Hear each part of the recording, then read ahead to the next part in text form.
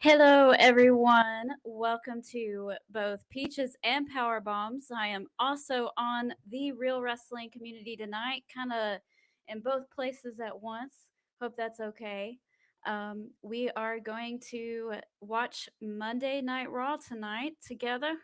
So come on in, join the conversation. As always, there will not be any audio, no video shown, but we will have a good time and hang out. All right, so bring those comments in as we watch Monday Night Raw. I have my little handy dandy Hulu app going, and it is about to start. Here we go. All right, they're showing another SummerSlam clip. Showing the return of both Bayley, Io Shirai, or Io Sky, I should say now, and Dakota Kai.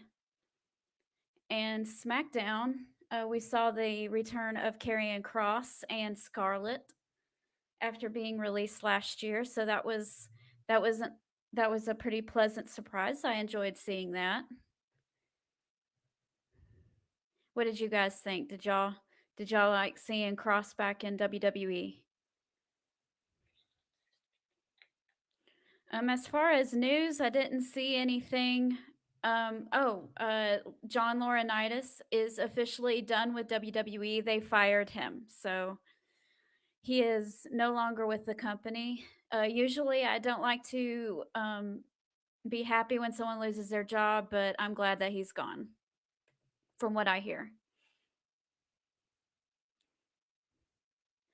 Timothy is here. Hi, Timothy. My name is Timothy Gonzalez, and I'm a sports inter. LOL. Okay. Hi, Timothy. And Randy says that I was at the show. So you were there. You were there at the Greenville show last week. Oh no, my friend Shane is in the chat, and there ain't no telling what he's gonna say. Breaking news: Eddie Kingston jumps ship and joins the Maximum Male Models in WWE. Let's all see how Majestic Marie responds. Oh my goodness. I don't know how I would feel about that. That would be really silly and probably very horrible, but at the same time, I would probably laugh so hard just because of the absurdness of it. Because can you imagine Eddie Kingston doing that? I just can't imagine that. So him prancing around and going, "Look, I'm pretty." Oh. Randy says, "Yep, he was there. That's really cool." And oh yeah, Timothy. Yeah, I noticed that. And Toby says, "I'll watch with you for sure." Awesome. Well, here we go. We're about to start. Let's see. They're in Cleveland, Ohio tonight. Interesting.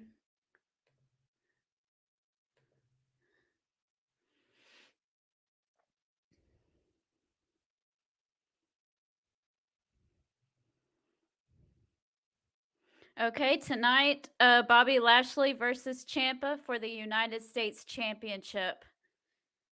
Do you see AJ Styles making an interference in this? Or The Miz?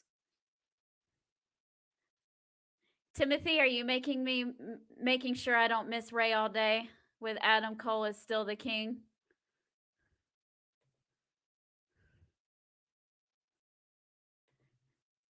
Well, Adam Cole turned bad last week. He's making children cry over there on AEW.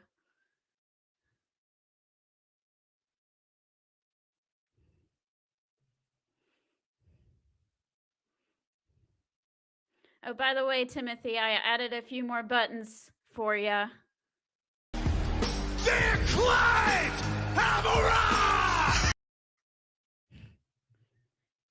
I need to make some more WWE ones.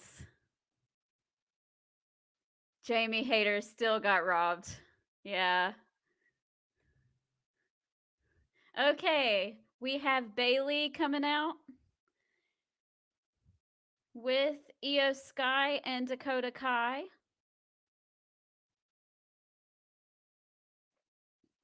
Bailey in red this time. See what these ladies have to say or do.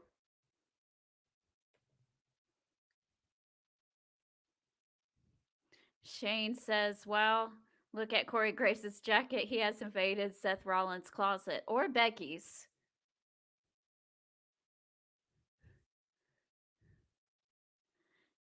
Toby says, "I'm so excited that Nikita Lyons is in the tournament." So I'm guessing this is this part of the tournament?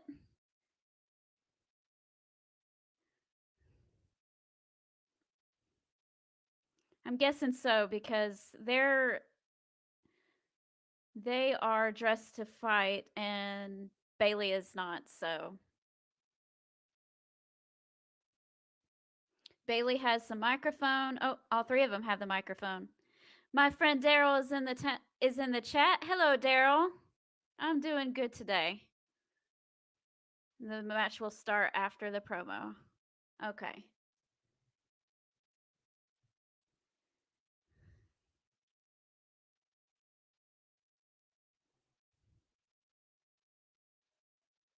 Bailey says she's excited to see everybody's dumb smiley faces. Yeah, Toby, she looks awesome. Bailey looks awesome. She says that everyone needs them.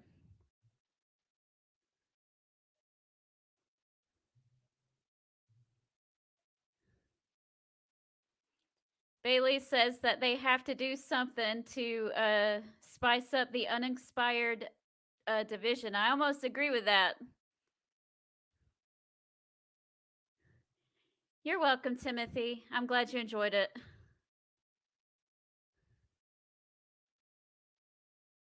Okay, Daryl, thank you. I appreciate that.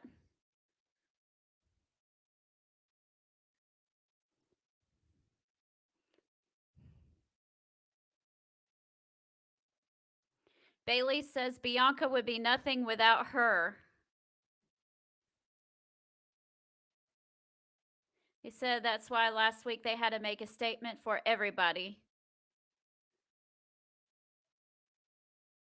They took care of Becky Lynch's shoulder.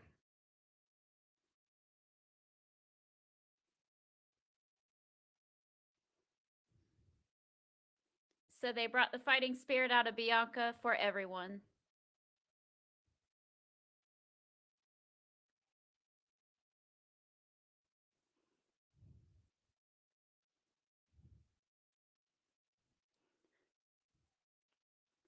They say that they deserve a women's division that is hungry and starving for more.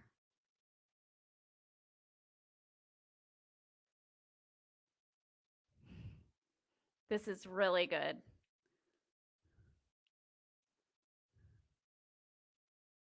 Bailey is so awesome.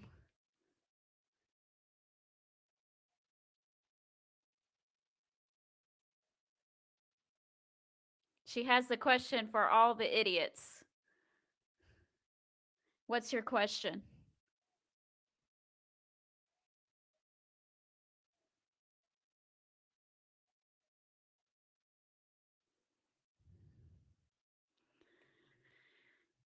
Two weeks ago, who would have dreamed these three ladies would open Raw? Seriously, I thought Dakota would ever come back.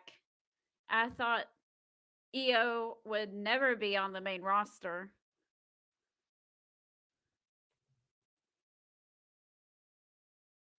No, Daryl, they can't because of a lawsuit. That's why they had to change their name to begin with, was because of a lawsuit.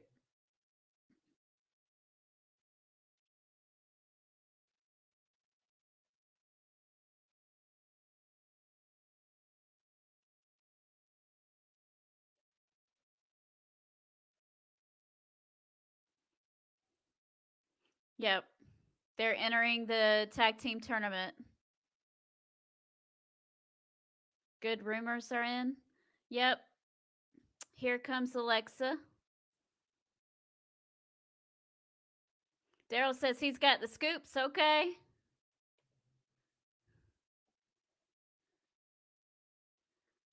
Okay. Alexa Bliss has Asuka. Found my way, so then what am here today? I am. Why did light years away? Oh, Bianca Belair.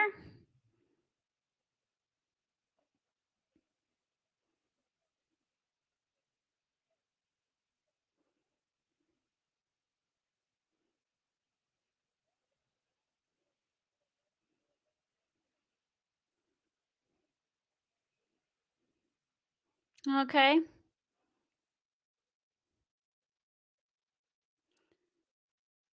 Alexa Bliss, Asuka, and Bianca Belair coming down. I like all 6 of these ladies, so I'm all for it. Let's go.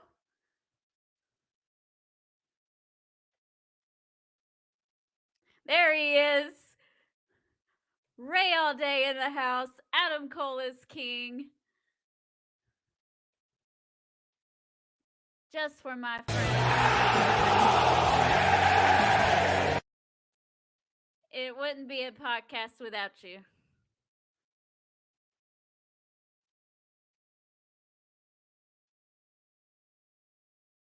You're welcome, Ray.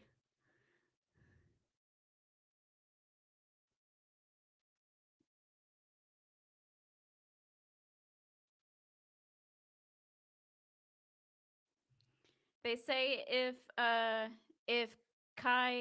Dakota Kai and Io Shirai or Sky, I can't keep up with all these I names.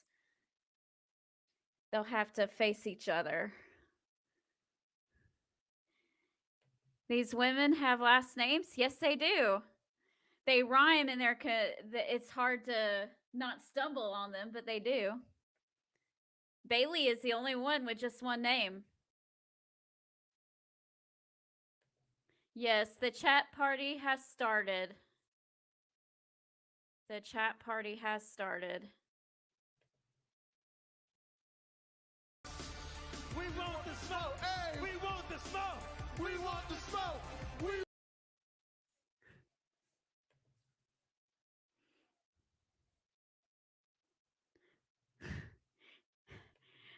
Toby says, wait, Ray gets the call button, but I don't get the DMD? Don't play favorites like Tom.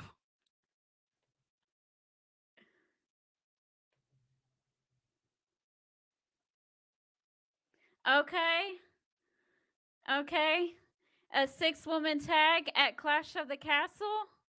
You guys here for that?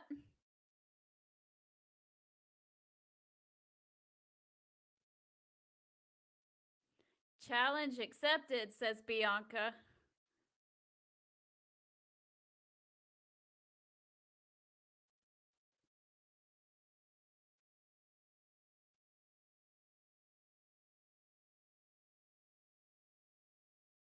Oh. Bianca says she feel like losing control, so they decided to attack them. We have a brawl on our hands, folks.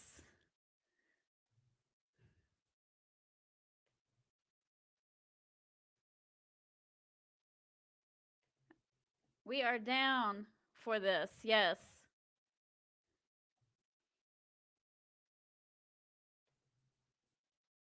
I did play the DMD button this Saturday, but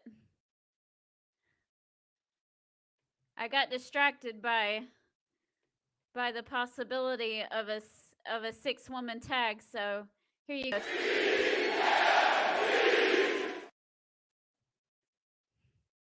We won't play favorites.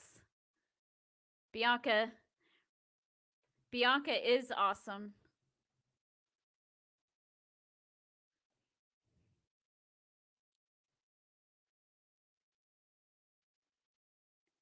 Toby, that's probably not too far away.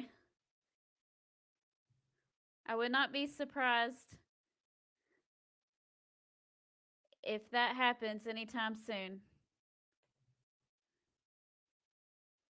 Okay, the authority is out here.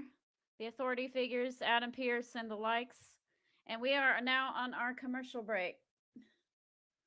All right, that was an interesting first segment. What did you guys think of that? I am all for that 6-woman tag. Let's go. Let's go. This is exciting.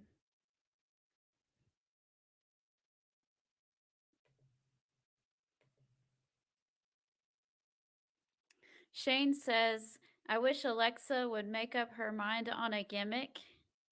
Did she have the Lily doll out there with her? Because I didn't see it.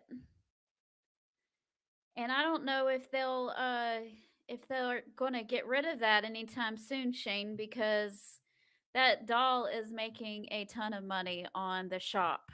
So it depends. Ray says they should have women's trio belts. They barely have the women to do a women's tag team belts. That's a lot.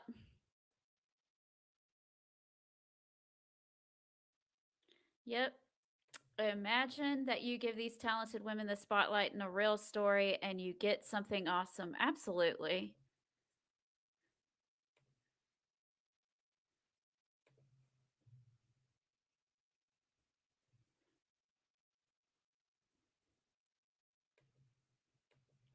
So I finally saw the first match from Battle of the Belts, and it was pretty good. I enjoyed it. Jay Lethal and Wardlow. I don't think that's over.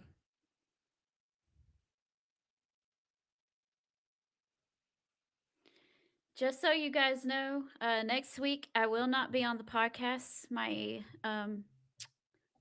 anniversary is next week, so I will be off the podcast next week, all of them. So no watch-alongs, no tailgate parties, no peaches and power bombs next week.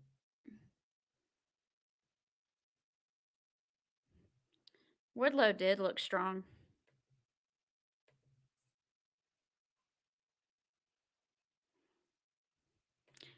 Thank you, Daryl. I appreciate it.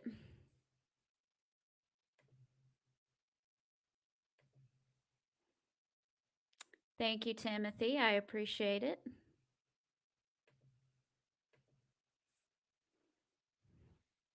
You'll have to find somebody else to hang out with on Monday nights. I can give y'all a suggestion if you want.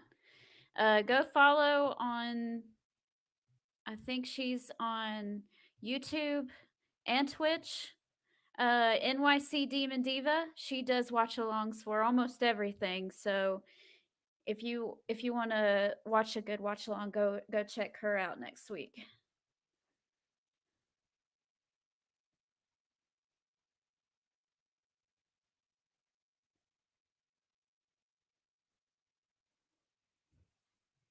Nine, Toby. It doesn't seem like it's been that long.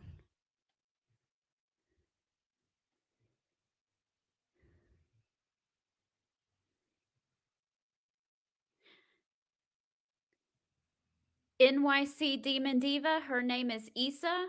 You might have seen her on the Wrestling Inc. podcast, but she has her own YouTube channel called the NYC Demon Diva, and she does her own watch-alongs over there. She also has been able to put up her interviews for Lucha Libre online from SummerSlam. So she has some really awesome interviews with Champa and the Briscoes and Danhausen and Bobby Lashley on there. So go check those out too. She's a friend of mine, so I'm going to plug her stuff. Yes.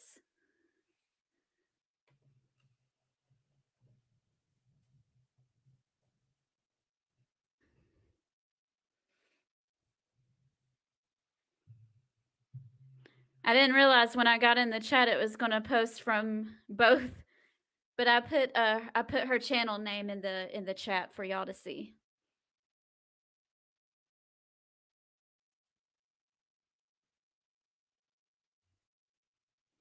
Ray says Seth is beyond annoying. You don't like Seth? I love Seth Rollins. He is annoying, but that's what I like about him.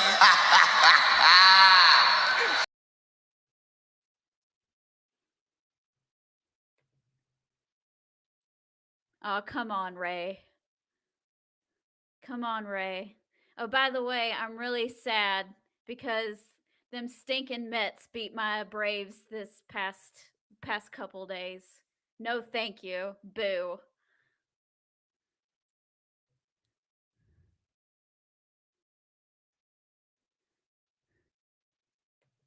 If Seth is annoying you, he's doing a good job, Ray.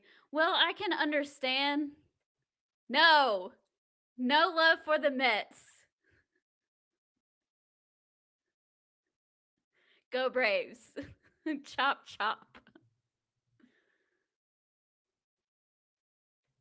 Oh, here we go. Street Profits.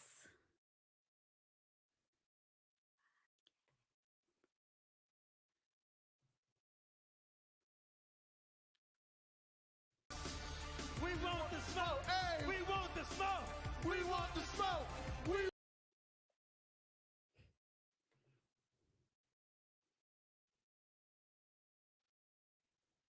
Ray says that Angelo has no shot and Ford is much better.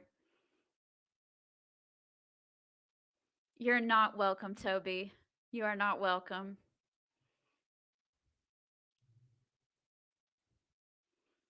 I don't get to watch as many games as I would like, but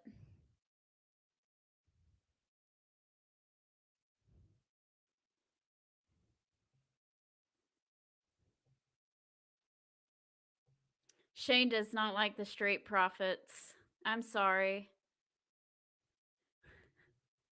Ray says, if Angelo pins Seth, I'll buy you a car. Okay. I like Jeeps. Daryl is very excited. He likes the Street Profits. Okay, now my app wants to freeze on me. That's not cool. Ray says done. Oh no, Hulu, don't freeze. I might have. Okay, there it goes. I'm going to be a few seconds behind y'all now because my Hulu app decided to freeze on me. Woo, sorry. Didn't mean to bump my microphone.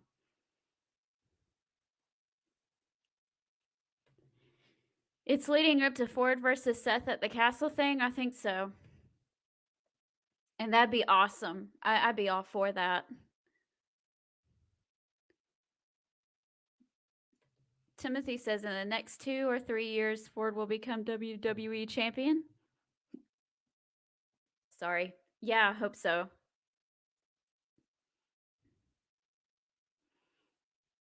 Daryl says, Street Profits with R-Truth and Little Jimmy. Can you imagine that? That would be silly, comedic, fun galore. I have never seen anyone do comedy as well as R-Truth does. Because most of the time, after a while, it gets tiring, but R-Truth, I just love it. I mean, he can be serious, but I don't know. I just think he has the comedic gimmick nailed down so well. I almost don't want to see him serious anymore.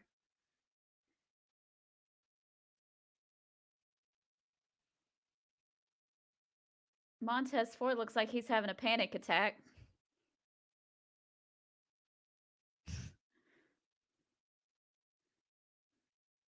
Okay. Seth Rollins wiped out by Angelo. Okay. All right. Another break.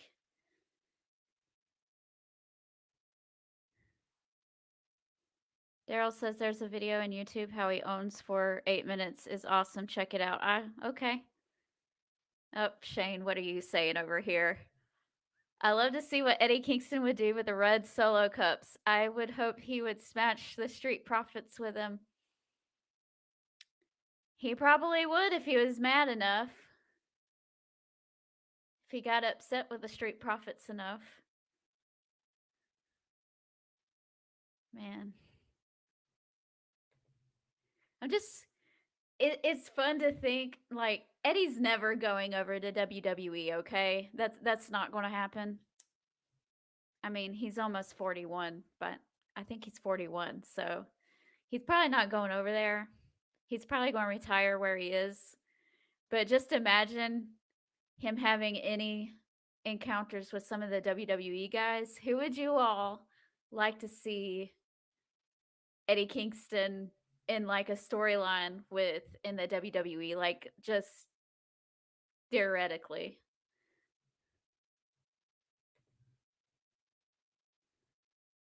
And since we're talking about Eddie Kingston. Welcome to Peaches and Power Bombs, the most biased podcast you can find. If you hear this recording, that means our host is talking about Eddie Kingston. She loves him, and she's not afraid to say so. Now, carry on. Had to play it. We're talking. Trips can convince him just to irritate CM Punk. I don't know.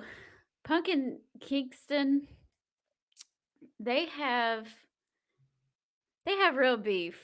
So I don't know if CM Punk would even care if Eddie went over there.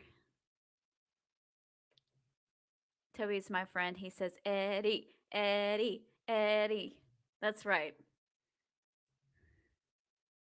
Looks like it's going to be Eddie versus Sammy Guevara at All Out in a couple weeks. I don't know how I feel about it. At first, I really didn't want to see it, but I think Eddie can make it entertaining. I kind of laughed out loud when he said, "Congratulations, you're getting married. Nobody cares."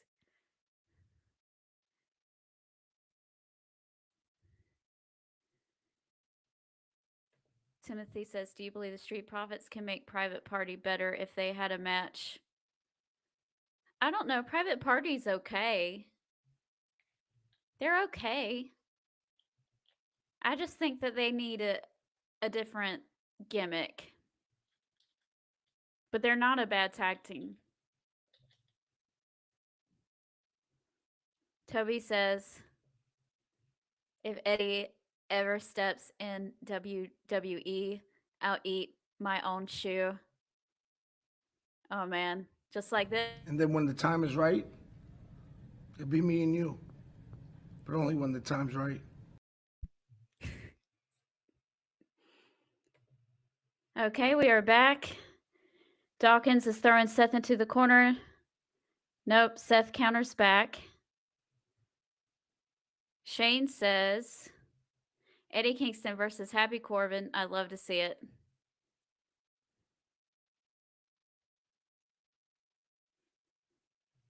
I don't ever see CM Punk ever coming back. I don't see it. I don't think he would even accept a Hall of Fame spot. I don't see it. Something drastic would have to happen. Of course, this time last year, we were wondering if CM Punk was even going to wrestle again, and I was like, I don't see it. Yeah, sure. He's going to wrestle again. Y'all been saying this for 7 years. And then I was proven wrong and he showed up. So you never know, I guess. But right now, I don't see it. Street Profits wearing Cleveland Cavalier gears. Well, we've seen that already, Shane. Whoops. We've seen that already. How about Eddie Kingston against Cody Rhodes? Eddie made his debut in AEW against Cody Rhodes.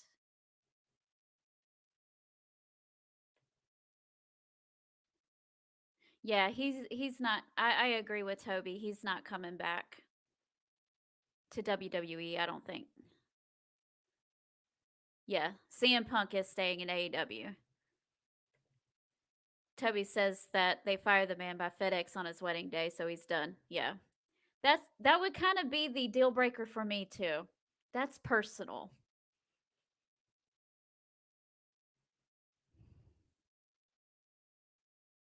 Okay, both men are down.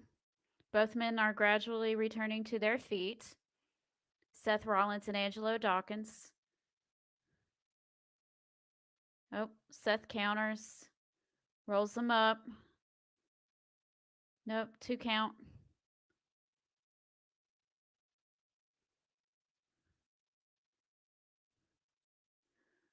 Oh, nope, he reversed. Okay. Oh, Dawkins almost had him there. I was about to pop big time.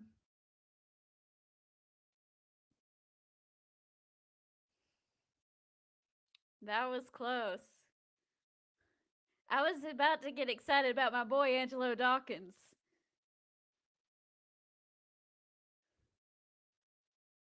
I was like, man, I was about to get a new car from Ray.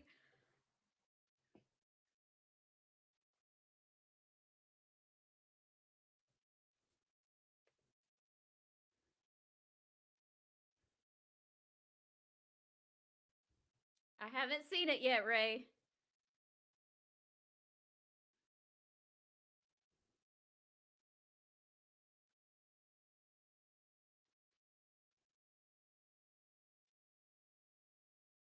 Pedigree.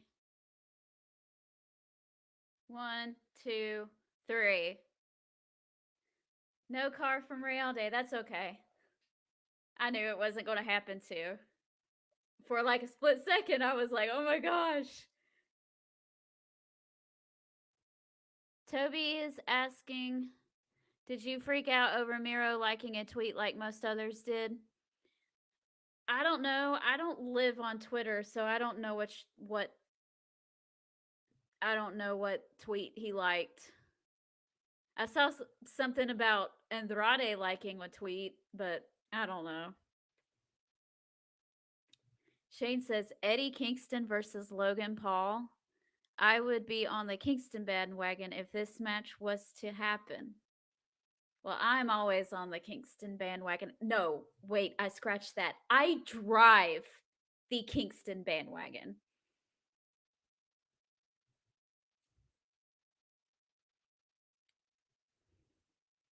I think that would actually be kind of entertaining.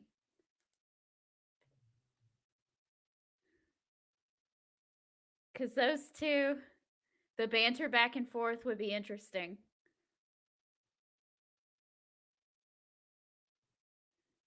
Yeah, I'm behind everybody because my feed decided to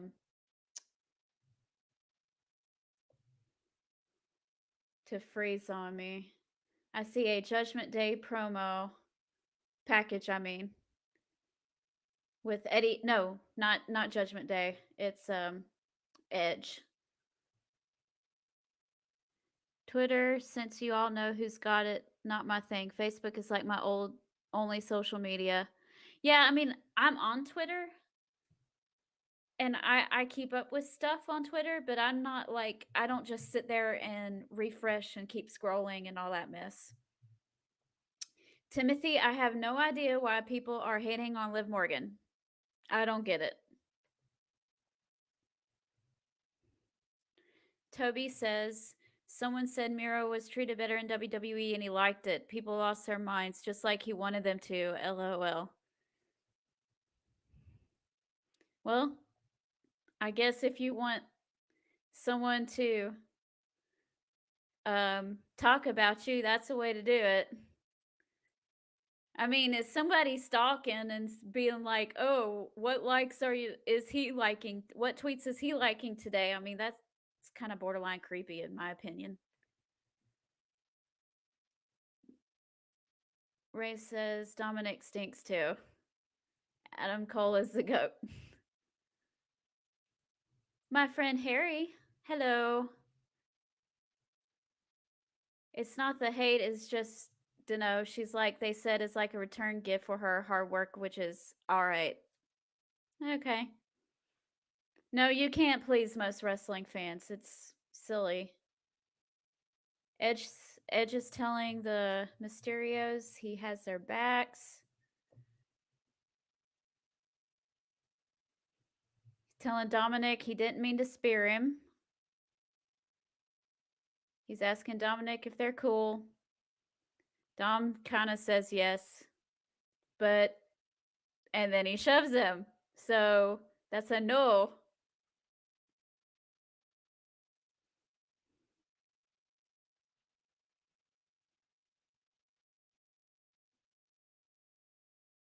Oh, we have some tension in the Mysterio family.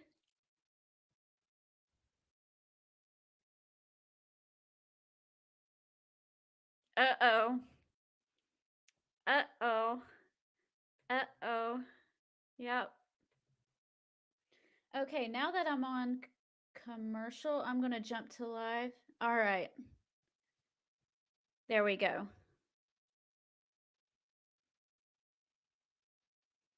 Yeah, you can't please most wrestling fans. I see it happening too. It's just a matter of time, I guess. Yeah, they just showed that. TikTok. Shane says they need to move Dominic down to NXT. I am sorry, but he's just not that great. He's okay. He just seems awkward and uncomfortable. He's just like, I don't know. He just doesn't seem to have all that much confidence in himself. I don't think he's horrible. I just think if he had a little bit more self-confidence, he would perform a whole lot better.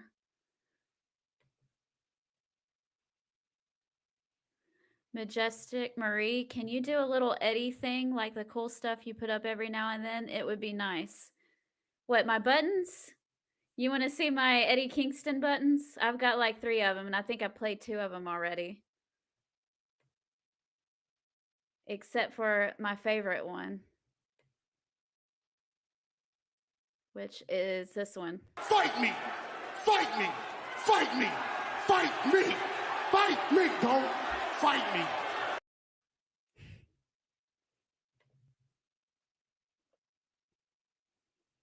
Yeah, I think so too, Toby. Yeah, I thought it was Edge at first. I was like, is that Edge? Why is he coming out? Why is he attacking Drew McIntyre? And it wasn't Edge. And then I saw Scarlett and I was like, oh, okay, it's Karrion Kross.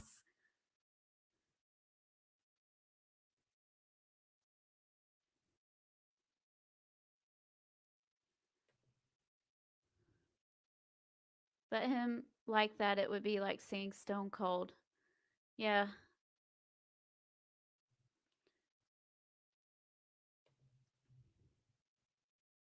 Toby. Cross is awesome, but it doesn't work with Scarlett. She really adds. It does work with Scarlett. I hope that's what you mean. She really adds to the entire character.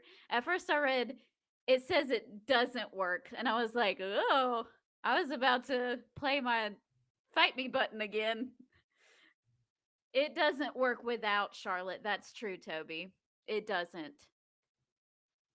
Whatever it was that they tried to do originally when they called him up from NXT, it just did not work. It was awful. Shane, no. No.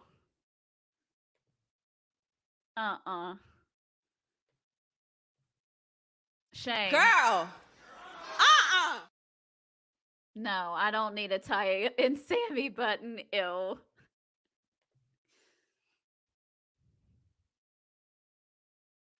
Yeah. Daryl says I'm thinking Scarlett is the cherry on the sundae. Gives it like Beauty and the Beast improv. Yes.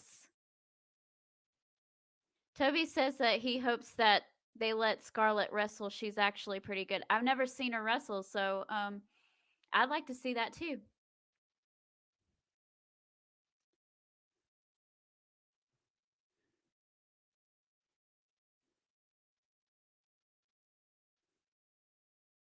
They're showing a video package on Ciampa.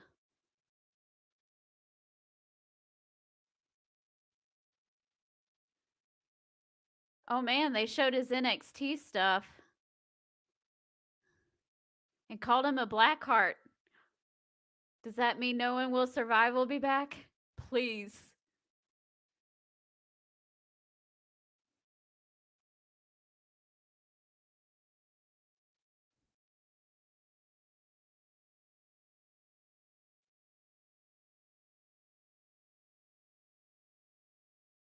Okay, that was a good video package for Ciampa.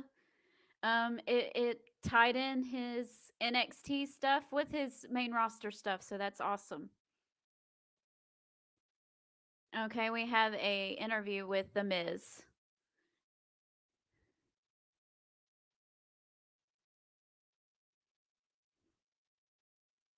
And Ciampa.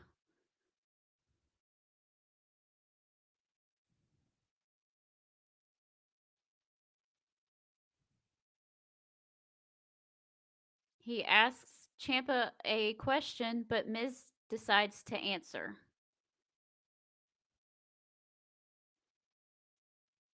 Miz talking about AJ Styles and how not phenomenal he is.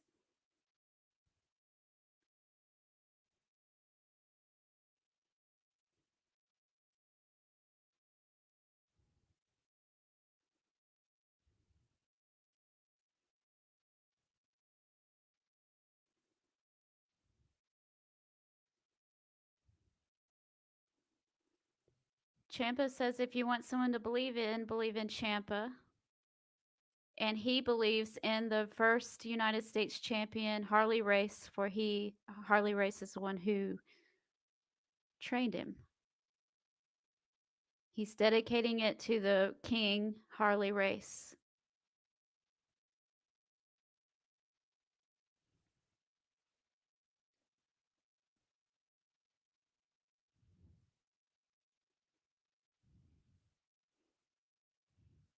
Ciampa says it's going to be his moment.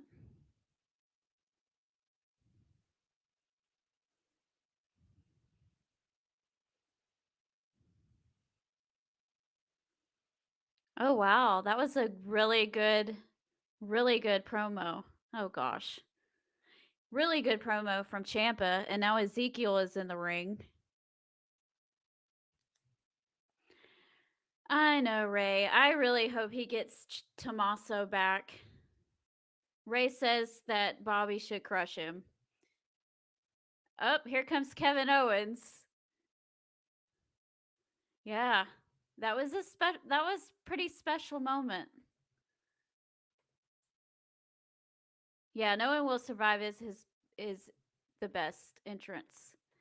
Shane, Alora is fine. She just has a lot going on right now. I know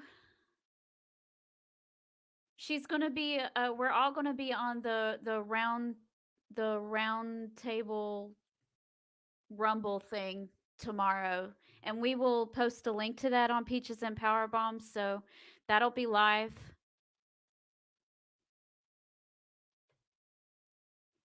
And yes, I think we're awesome together too. Kevin Owens is wrecking Ezekiel. I'm hoping that this means that they're going to write Ezekiel off, keep him off for a little while for him to grow his beard back, and then he can be then he can come back as Elias with his beard. Thank you, Timothy. Ray is not a Kevin Owens fan. Toby says, I want to see the NXT Ring of Honor Owens, a Miss the Prize fighter. I wouldn't doubt if you get a version of him. He just wrecked Ezekiel. He was like, no. We're sending you off. Go back and grow your beard. Yeah, maybe.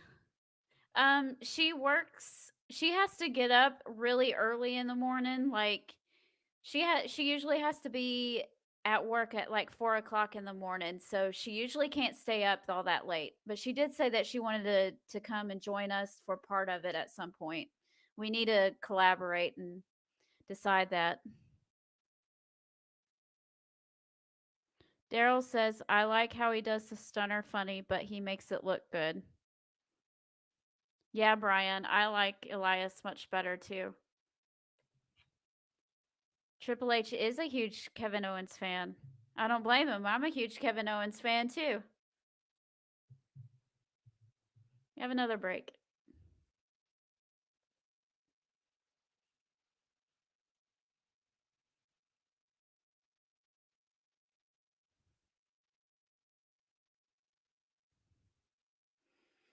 Someone asked me, Timothy, you asked me up here what food did I talk to today. I went to a Mexican restaurant for the first time today. I didn't have a taco per se. I still kind of stuck with grilled chicken, but I had grilled chicken on top of rice with queso dip on top of it, and it was really good. So I was pretty happy.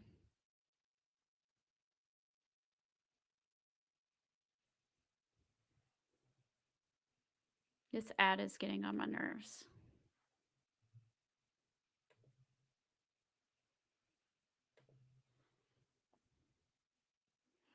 Daryl says that KO has the mic skills and he can wrestle too. I agree. But not everybody speaks to everybody, so if you don't like him, you know what? That's okay too. Sometimes the only one that speaks to your heart is Adam Cole, and that's okay.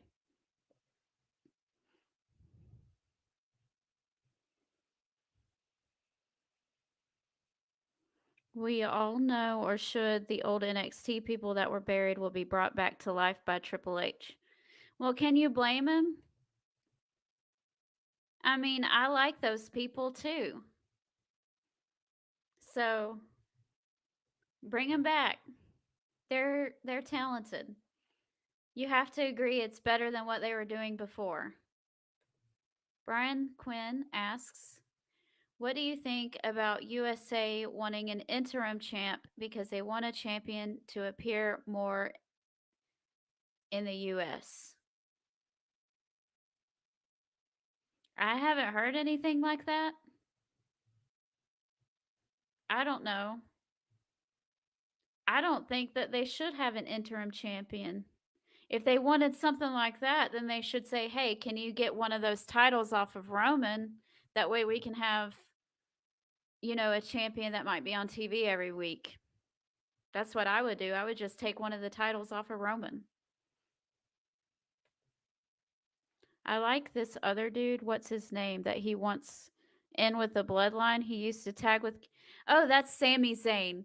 Sami Zayn is incredible, and I think he can get anything over.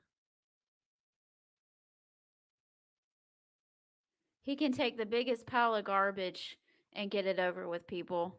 He's extremely talented. No blame at all. He puts his heart into those people. Yep. Yeah. Yeah, I would have dismissed it too. I mean, if they wanted something like that, I mean, Roman carries around 2 titles and calls himself the undisputed WWE champion. You can just take one of those titles, take it off of him and put it on somebody else. I like that sit down powerbomb. He can sell it so good. I agree. Brian says, yes, I think they're going to give Drew the Raw title at the pay-per-view in September. Maybe. Hey Shane, I actually like Corey Graves' jacket. I just saw it. I would wear it myself. All right, what we got going on here? Judgment Day. Damian Priest, Finn Balor.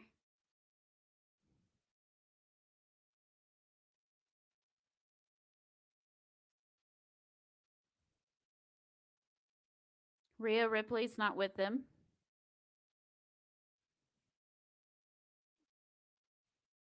Oh, Corey Graves. I liked his jacket.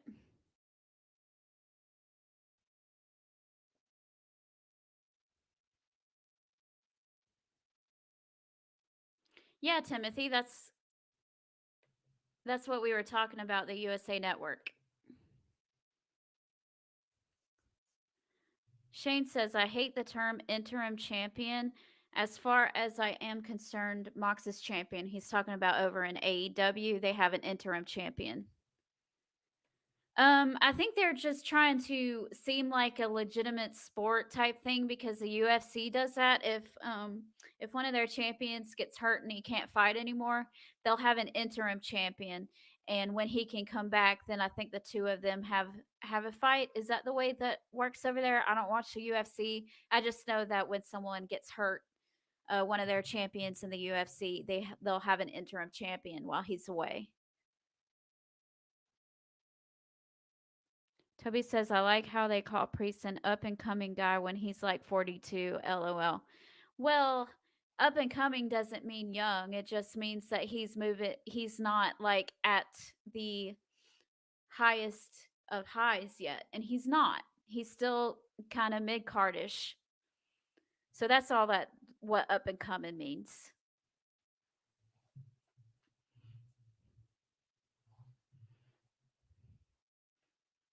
Eh.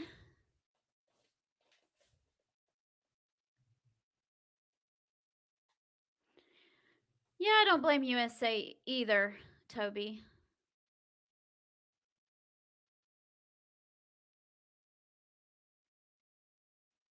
Finn Balor says the Judgment Day is not afraid of anyone. Because fear isn't real. It's a product of your imagination.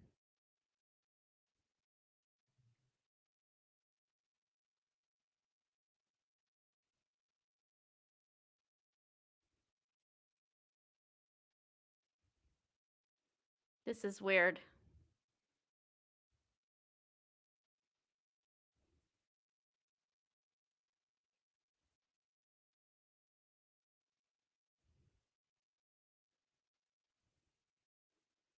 Damien says if he wanted to, he would lay Edge out.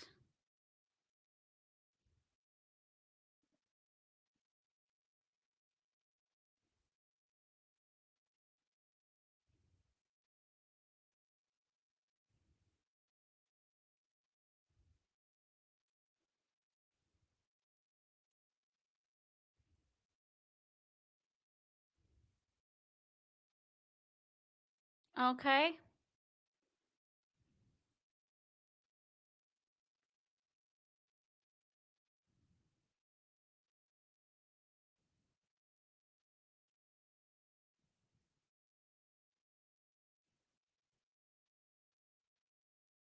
Okay.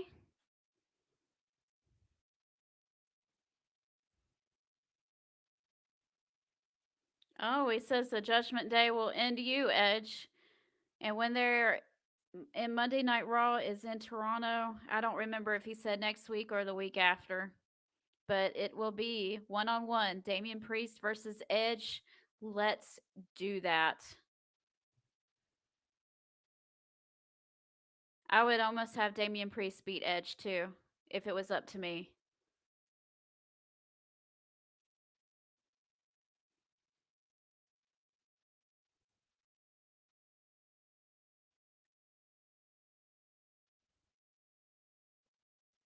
Okay. Okay. We're going to have Rey Mysterio versus Finn Balor coming up next.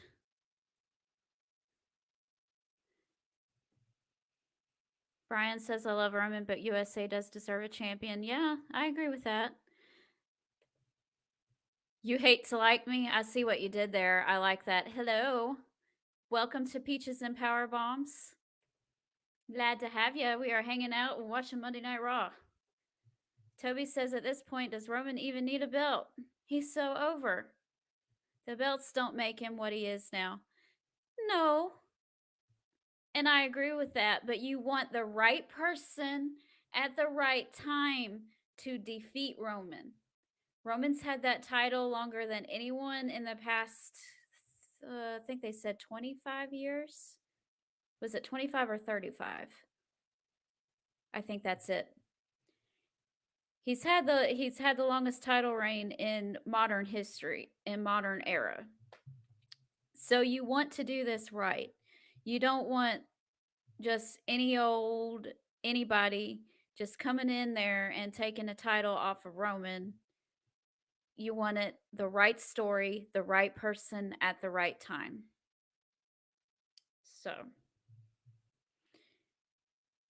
if Drew just took one title off of Roman, that would be okay. I guess. I kind of think it has to be like a WrestleMania type thing with Cody Rhodes or someone like that. Someone that they've been building for a while.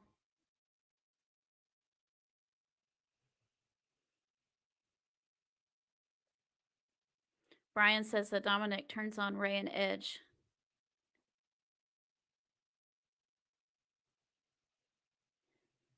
Daryl is asking, what did the dude that had the persona that he was set to be the next Undertaker, what was his name? He used to rise from the ground, and people loved his entrance and gimmick. Where's he at? Aleister Black, I think it is. Oh, he's in Daryl. That guy, yeah, it was Aleister Black. He is now in AEW, and his name is Malachi Black on there. And he has a faction of his own called the House of Black. It is him, Brody King, Buddy Murphy, and Julia Hart, I believe. And he's got a little something storyline with Sting right now, which is pretty interesting over there. I had great food today.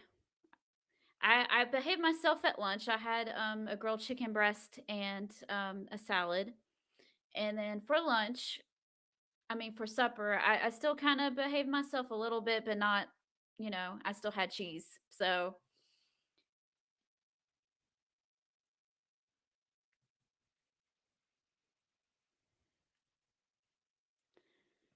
You Hate to Like Me says, yeah, I think Cross will or could be one of the many that could possibly take one of the titles off of Roman. Maybe. We shall see. I behave sometimes. I behave sometimes. Shane says, whether you like it or not, Austin Theory is the future of WWE. He will be champion before Adam Cole book it. Okay. Okay. I don't know if Adam Cole is going to be world champion anytime soon. I don't know. If he is, that's okay with me because I like him. All right, he's fine.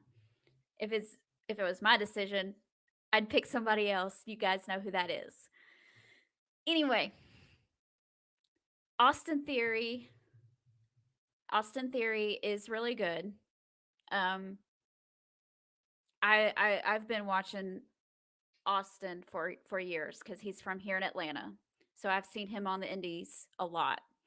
And he's really good. He's really good. I don't know if he will be champion before Adam Cole, but both guys are good. So we'll see. No, Daryl, I can't imagine that. Can you imagine Roman dropping the title Bad Bunny? No. No, let's not do that. Yeah, we'll see. We'll see. Oh, Shane, they're wanting to fight you in the chat, Shane. They're like, no.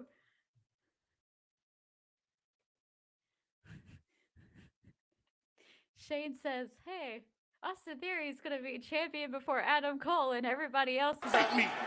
Fight me! Fight me! Fight me! Fight me! Don't fight me! I love any excuse to play that button. Okay.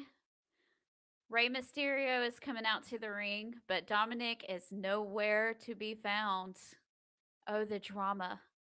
Sitting on the edge of my seat.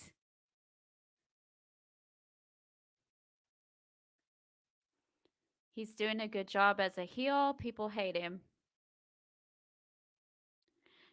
No, I don't think he's ready either, but he's good. I'm not saying he's going to be world champion tomorrow or anything, but I do think he's good.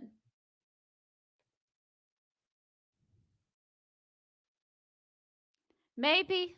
Daryl, we don't know. King Adam Cole is the GOAT.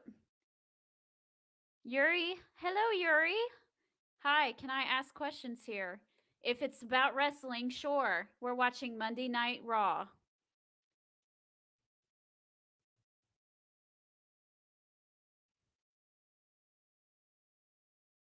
By the way, Majestic, you broke my heart. I sent you the invite to my wrestling group, and you didn't accept. Even Tom accepted. Well, Toby, right now I am in the middle of a stream. I am live, and you probably sent it during my stream, I believe. And I'm doing so.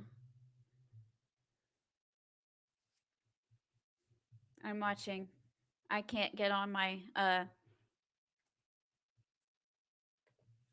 all my devices are busy is what I'm trying to say. So if you send it to me while I've been live, then I haven't accepted it yet, but I will.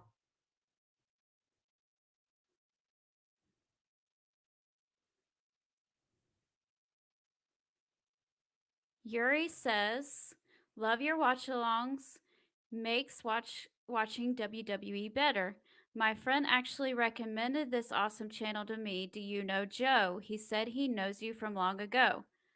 I can't think of any Joe right off the top of my head, but if Joe brought you here, he is now a very good friend of mine, and I'm glad that he recommended the channel to you. Thank you. It was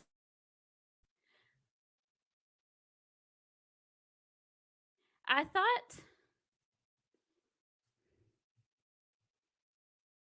thought you told me which one it was, and I went to find it.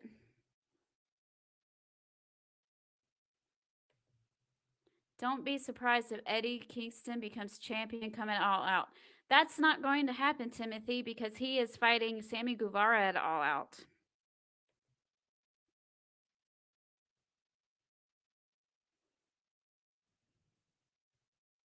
Oh, Yuri's being a goose. Very nice.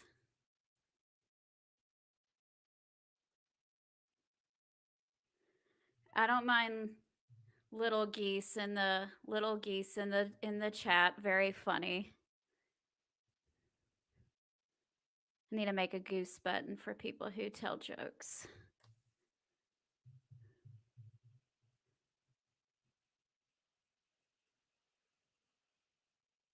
Yeah, it's all cool, Yuri. My husband likes to tell jokes too, so. All right, we have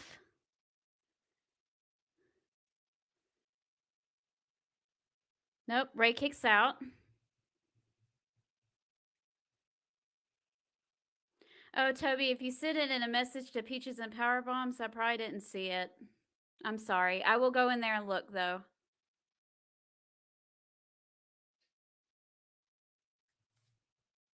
You Hate to Like Me says, I'm not too keen on the ring attire that Balor is wearing right now. It doesn't look comfortable to me.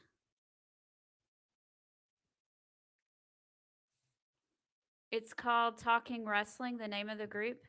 I thought you told me that, and I thought I went and accepted it. You said that the icon was a ring. So I thought I found it and requested it.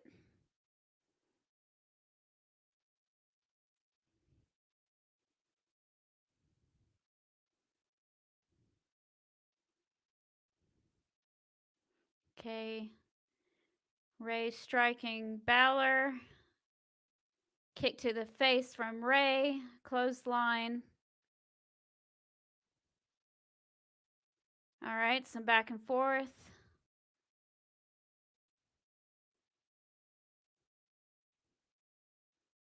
Two. Nope. Finn Balor kicks out.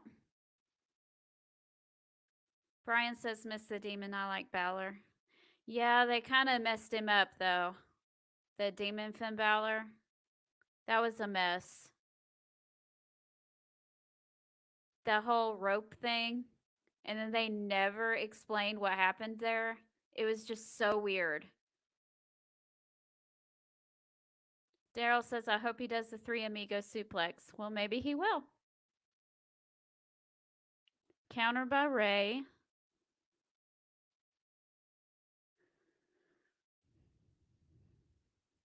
It is crazy how Rey Mysterio can still move the way he does with not just how old he is, but with also all the injuries that he has sustained in his career.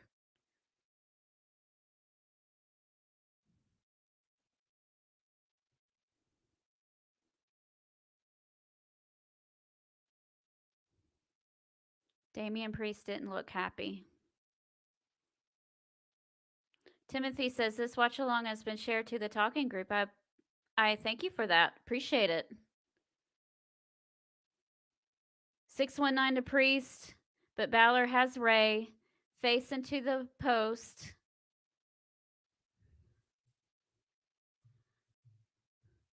All right.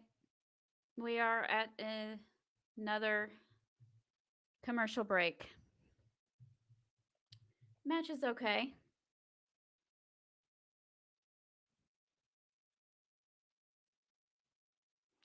He loves what he does. That's the secret for him staying active for all these years. Yeah? Taking good care of yourself, too. That's what you gotta do. Anybody does that, even if you're not an athlete. You just gotta eat right and keep moving. The second you stop moving is the second that your body just starts to break down. You gotta keep moving. I appreciate it, Timothy. Ray is so reliable. He always puts on viewers. Ray is so reliable. He always puts on a quality match. He does. You hate to like me says Demon Balor needs to come back, but with his angle he's doing now, it wouldn't work. But if he turns face again, they need to bring it back at some point. Maybe. Daryl says, tell me about it. I do. Andy part-time. Daryl, have you ever, if you wrestle, have you tried incorporating DDP yoga into your workout routine? It'll keep you limber and keep your joints loose. Or any kind of yoga really will help. So keep that lower back stretched out too.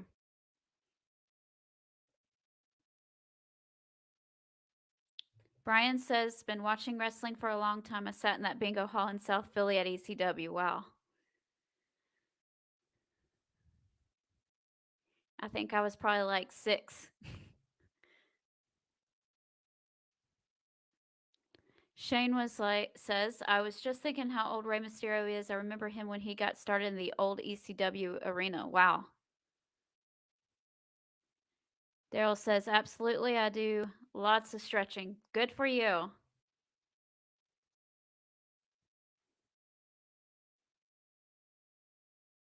Yeah, I think Rey Mysterio.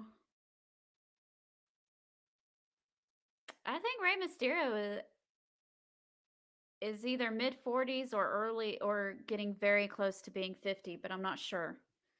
I know he was like 19 when he was in WCW, so I know, Timothy, it's moving by quickly. It doesn't feel like a drag anymore.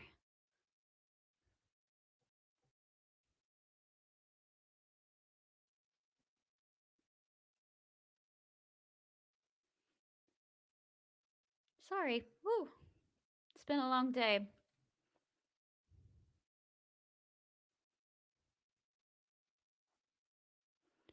Dom is like 23. Yeah, I think he said he was 25. You hate, yeah. Yeah, Ray's like mid to late 40s. I figured.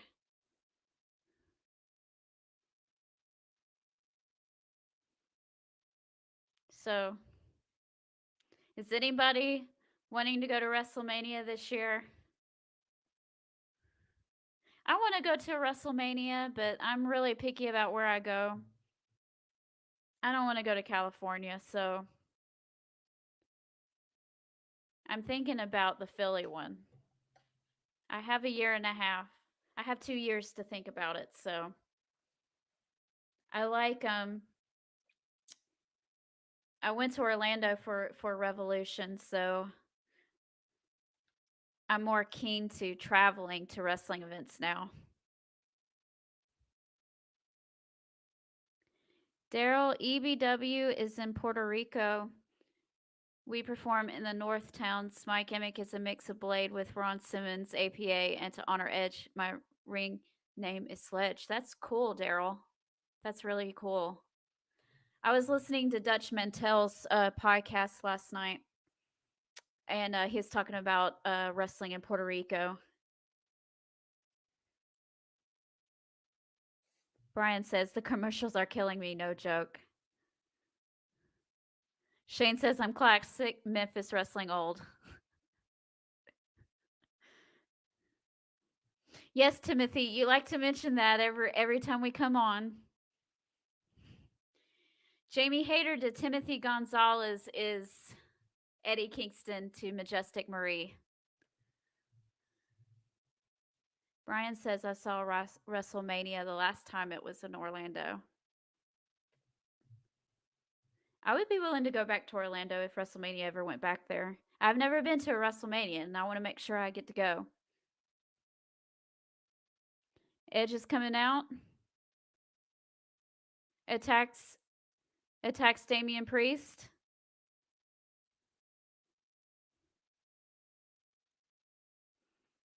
All right.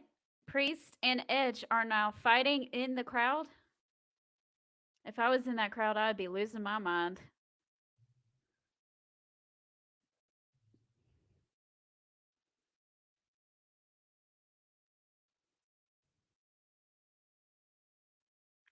Yeah, me too. I'm really thinking about that one. Yes, she has. She has been to a few WrestleManias. She's got that over me. I didn't start going to live WWE or, stuff on TV until like 2012. So my first Monday Night Raw was February of 2012.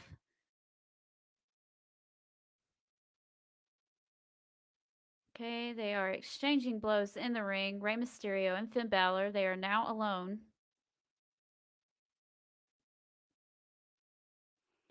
All right, setting up for the 619. Nope. Finn Balor countered.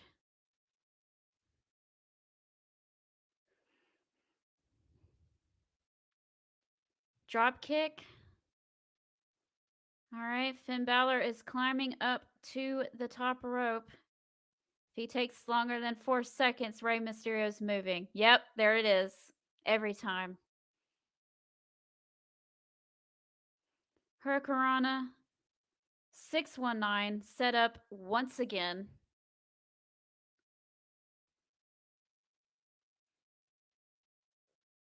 Up Dominic. Rhea Ripley is showing a beat up Dominic on the stage.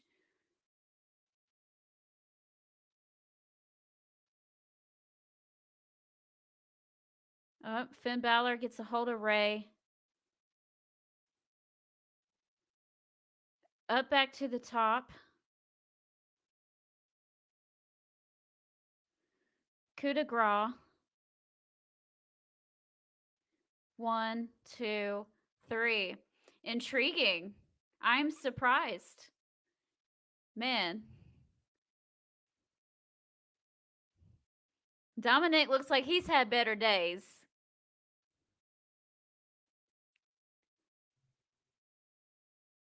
My friend Joe Panther. There's a Joe. Hello. Ghost Heads Talk podcast. Joe, how many podcasts do you have, brother? You are busy.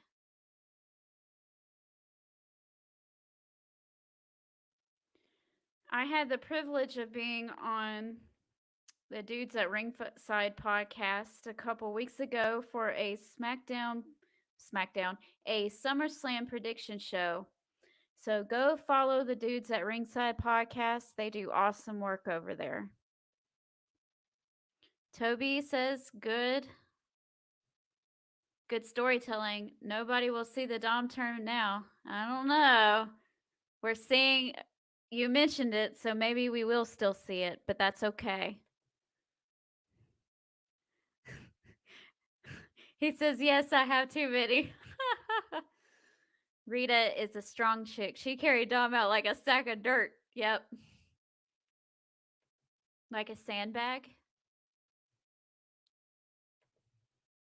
Did she carry him like a sandbag?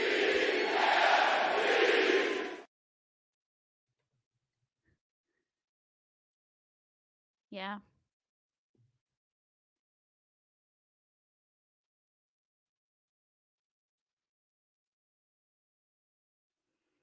All right, who do we have? We have Tamina and Dana Brooke, Io Sky and Dakota Kai, Alexa Bliss and Asuka, Nikki ASH and Dewdrop, Natalia and Sonya Deville. Good gracious. Nikita Lyons and Zoe Stark, Zaya Lee and Shotzi.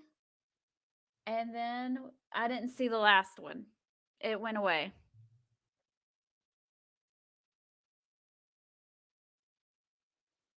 Okay. Natalia has had 55 different tag team partners in the past year. Toby says I'm rooting for Nikita and Stark. I'm all thing Nikita, okay?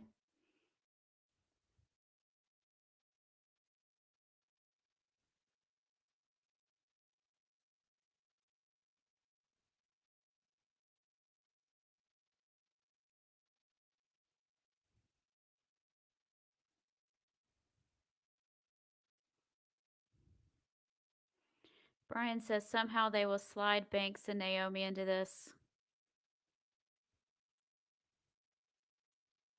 Probably. Tamina says she doesn't mind taking her and the little friends out of the tournament.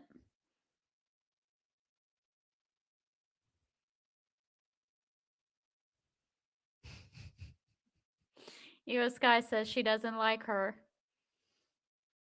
Interesting.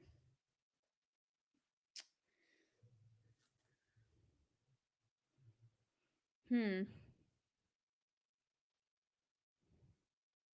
okay with them bringing up some NXT girls to be in this tournament. I think they needed that.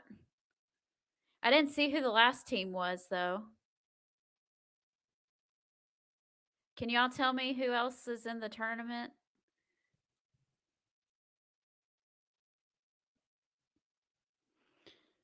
I think in that tournament, one of the teams won't make it, and Banks and Naomi come in as a replacement team, more than likely. That's how it looks.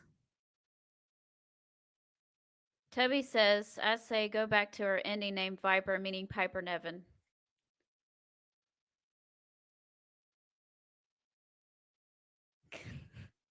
Daryl.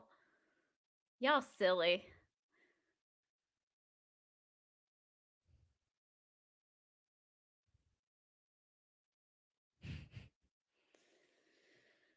Oh man. So this tournament is good.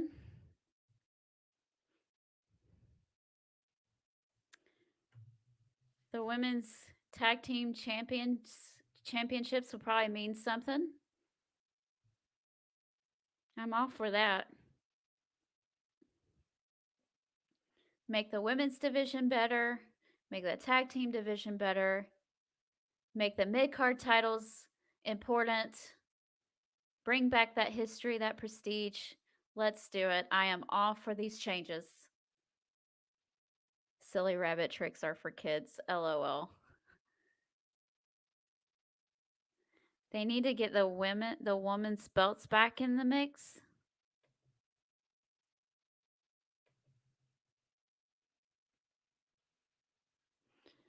Shane says Sasha and Naomi will return when they go to crown the new champions and attack them.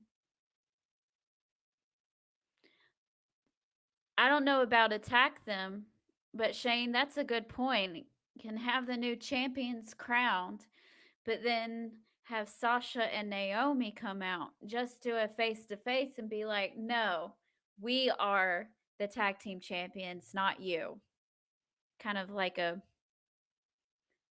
how they did when CM Punk came back when John Cena was crowned the new champion back in 2000 2011.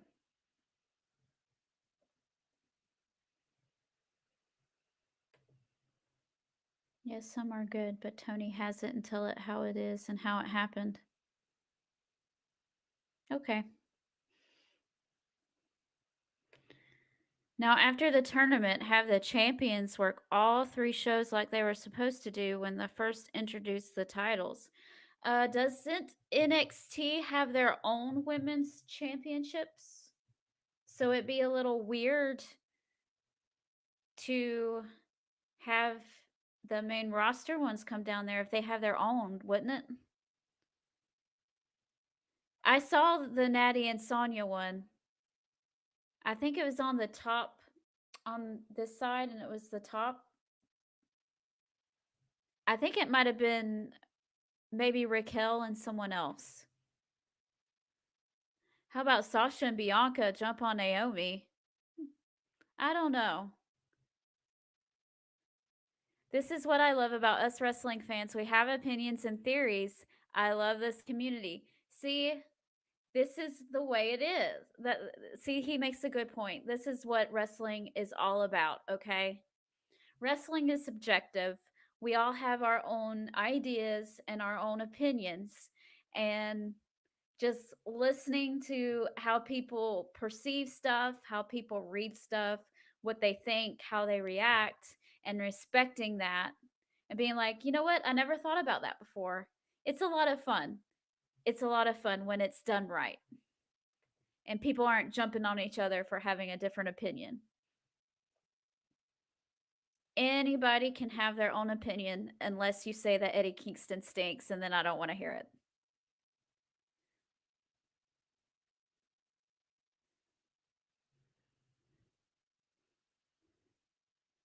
Timothy says, yes, NXT Nickelodeon women's have their own tag team champions. No, that's the one. That is it. That is it, Toby. Sorry. Did you see Raquel and Aaliyah? No. That's an odd pairing. We can all get along. We can. It can happen.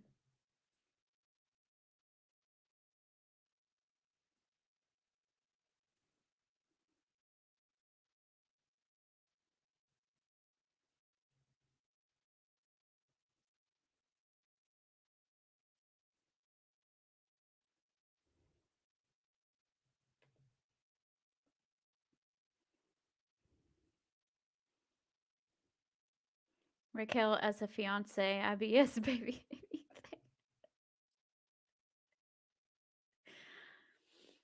Calm down, Daryl. Calm down over there in Puerto Rico.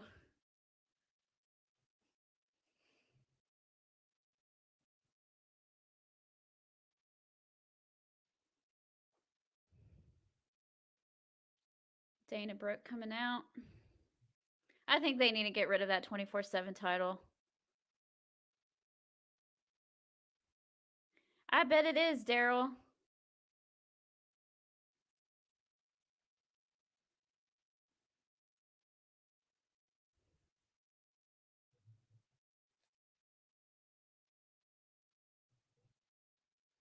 Daryl, do you know how long Santana is going to be out? I know he had to relinquish his title over there in Puerto Rico. I was really sad about that.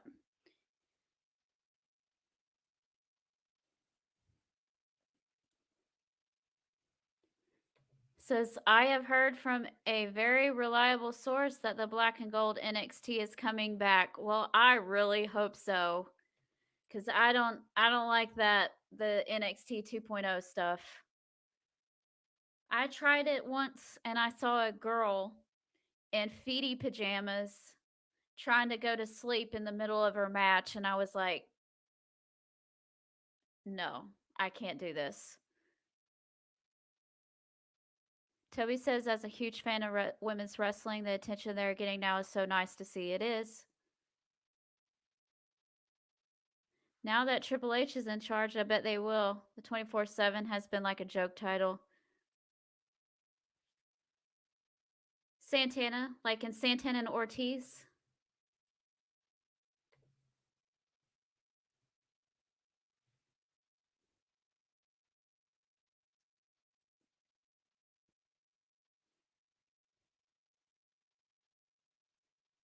I don't remember.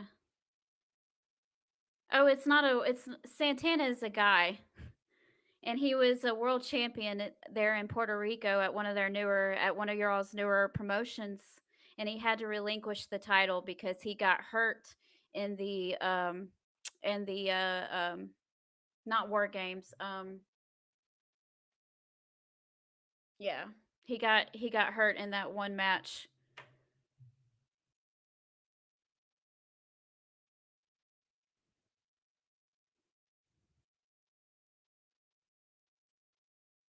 They want a mixture. They want a mixture of black and gold and 2.0.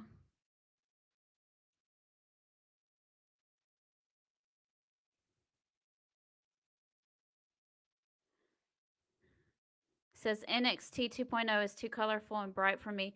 I like the colors, but I didn't like the actual stuff on the show. It was too 4 years old for me. Like, keep signing young people, but also add some experienced indie people. Yeah. What's wrong with that? You want experienced people on your shows. You don't want just a bunch of young people because everybody's going to get hurt all the time and it's going to be bad because nobody's going to know what they're doing. Daryl says, I don't watch AEW that much, but I will look her up. Santana, who I was talking about, is Santana, and it's a guy. And he was in a tag team. He's in a tag team on AEW called with Santana and Ortiz. They're from Puerto Rico.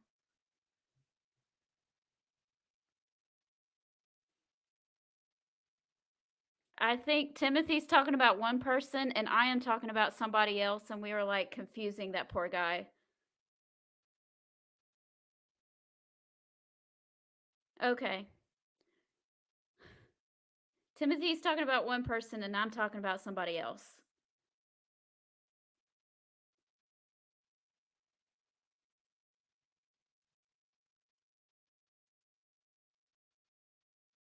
Yeah. Yeah. Yeah.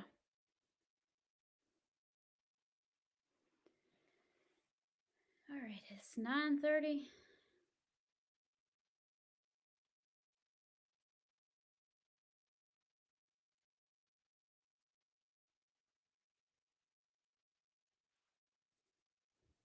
It's been a long day.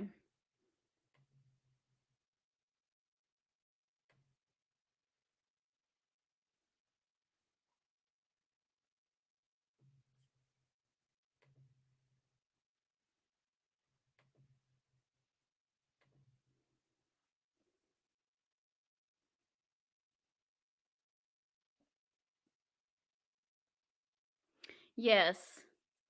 Toby, I agree. I got confused too.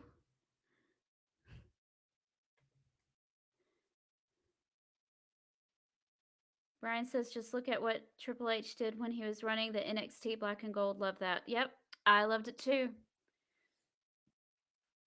I loved it too. It was and see what was great about it, I think, is people always cry about bringing back the Attitude Era, but you don't need all that nasty, gross stuff that the Attitude Era had in order to have a good program. All you need is a good story. That's all you need. It's a good story. You can have good stories on on a PG rating. It's not hard.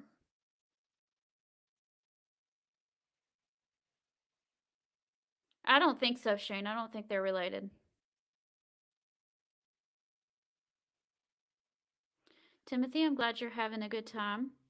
I am having a good time too. I know I don't look like it. I'm just really tired.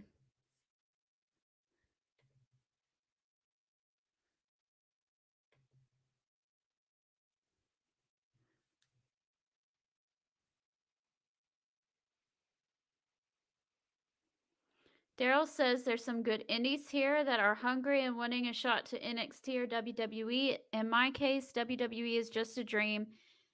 If be like 20 years younger, Sledge would be there entertaining you guys, but I play it safe. I don't hurt no one, but I also make sure that they won't hurt me. Absolutely. You don't want nobody to hurt you. And we hope that you stay safe, Daryl, doing what you do. Roughing it up in there with them youngins.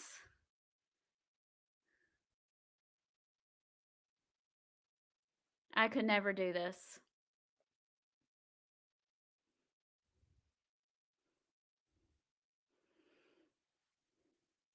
Okay. We have Io and Dana Brooke in the ring.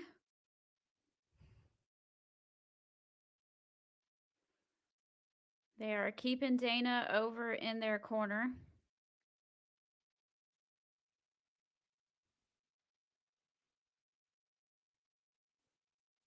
Yeah, Daryl says not at all. Yeah, I don't think they were related either.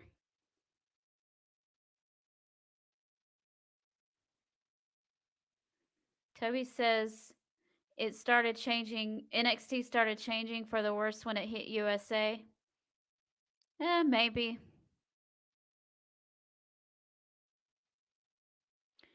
Daryl says it's fun when you know why you have what you have to do and make sure your bumps are good, and that's how you survive. Yep. Toby says the crowd is dead for such a good match.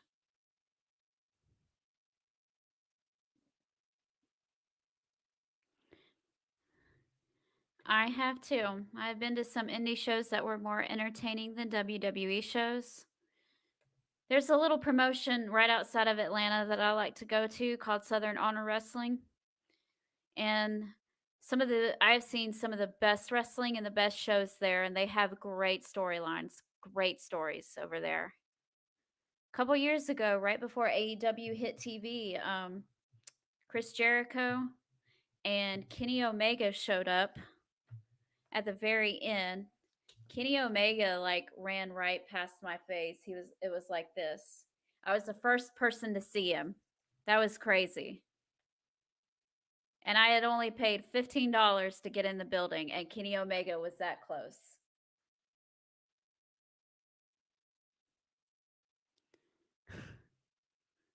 And sell, sell, sell. The people will love you. Absolutely. Selling is all a part of the story. You hate to like me, says Majestic. You would be good in the business, I guess. You have a mind for this. You would be like a media informer for a company, something like WWE Byte this back in the day. Well, thank you. I appreciate that. I've been a wrestling fan for 30 years. I love it. Indie shows are so good. It is. Brian says, I love people say wrestling is fake. The bumps they take, you need to be in great shape and a good athlete. Yep. Daryl says that he likes the 24/7. It's a lot of fun and he likes it. He says, I enjoy it every time it changes hand. See, that's the thing. I like it when R-Truth has it. Anybody else, it just feels awful. But R-Truth, I have never seen anyone be so good at a comedy act and it not get old. Like, he can be silly forever and I would be okay with it.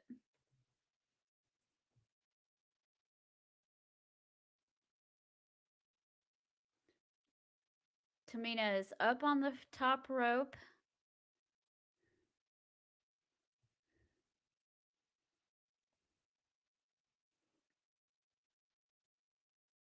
That was a little weird. That was a little weird. I don't think that really worked out. It looked like I think it was Io who had her.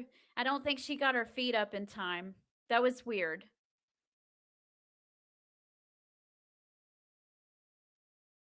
Moonsault.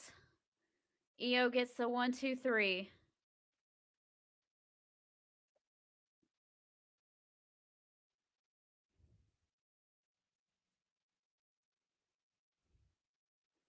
Okay. Good match. Good team went over. Of course, your strong heel team that just debuted. You definitely want them to look good in the tournament. Toby loves to watch Io. I don't blame you. I love Io too. Shane says, back before Vince McMahon took over. Whoops. The indie shows were great. Memphis Wrestling used to put on the best shows. I saw the greats before they went to WWE. I can name a few: Macho Man, King Lawler, Rick Rude, Dutch Mantel, etc. Yep. Yep. That's my dad's era too. My mom and dad's first date was at the Louisville Gardens watching Memphis Wrestling come through every Tuesday.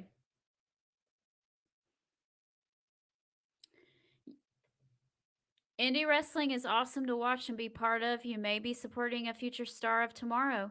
Yeah, you never know who you're going to encounter on a wrestling show. I used to watch Austin Theory all the time before he signed with WWE. I used to watch Cash Wheeler all the time before he got big.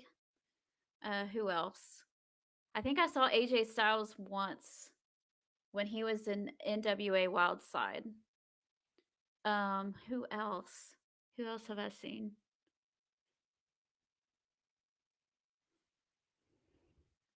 Anthony Henry, JD Drake. They do stuff for AEW. They're not signed, but well, Anthony Henry was signed with NXT for about 7 months. He was called Asher Hale, and he was on the Cruiserweight show for a little while.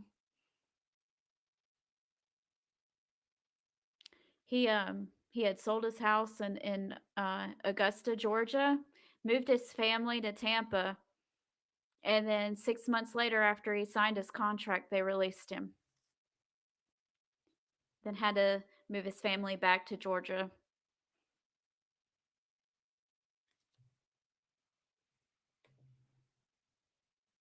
Brian says ECW was awesome before Vince bought it. LOL. I wouldn't know because the original ECW was going on when I was very young and I was not allowed to watch that. My mom didn't want me watching the violent stuff.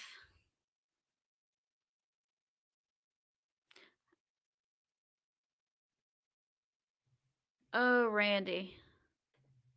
I saw Cedric Alexander versus John Skyler. John Skyler is so stinking good. James Drake versus Anthony Henry. I've never seen them wrestle each other, but they are a tag team. I've seen them as a tag team. They're awesome. Awesome.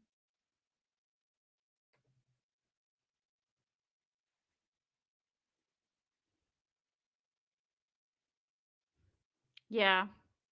I agree. I saw him one time before he got big. Yeah.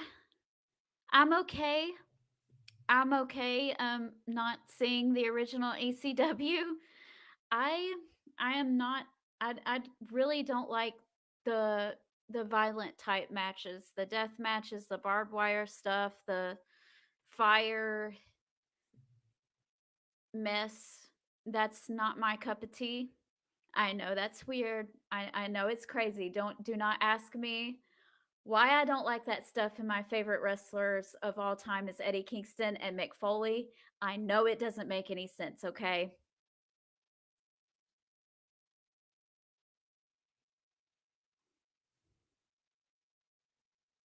Yep. You can get up close in indie wrestling. The wrestlers used to have a meet and greet before and after the matches. They still do. And you used to get a bought picture for $5. You still do.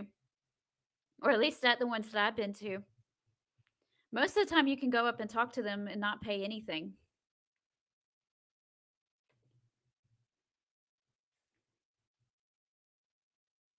Randy says that he saw them tag as well, talking about Anthony Henry and JD Drake.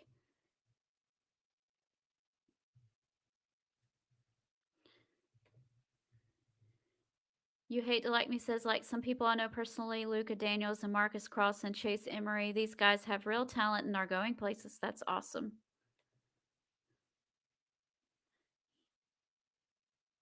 Harry says, it didn't start off with so much violence. ECW got more extreme as it went on. I didn't care for it. I'm with you on that. Yay! I have a friend.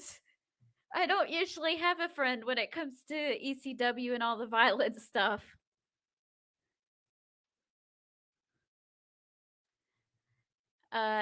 No, Randy, I am not, but very, very close. Very close. Where I'm from is about an hour away from Greenville, right across the Georgia border.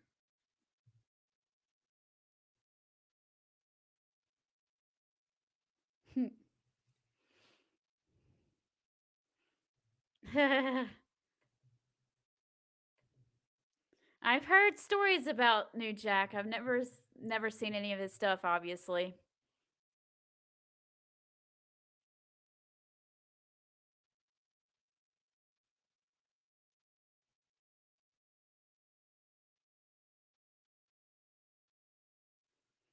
KO says that he's going to remind everyone that it is still the KO show.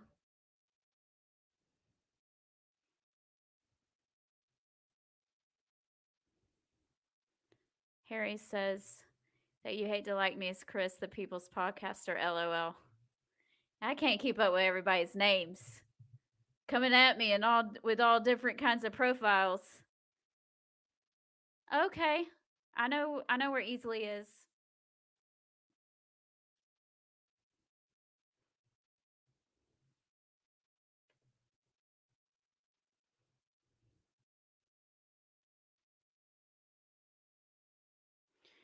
Yep, and I grew up going to the Landmark Arena in Cornelia, Georgia, and I grew up going to the Spartanburg Coliseum over there.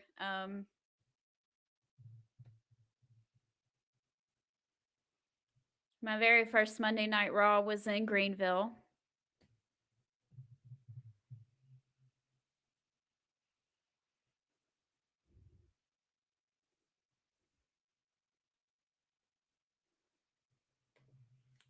I don't know about that, Shane. I'm kind of glad they didn't do that. Dominic is getting examined by a doctor.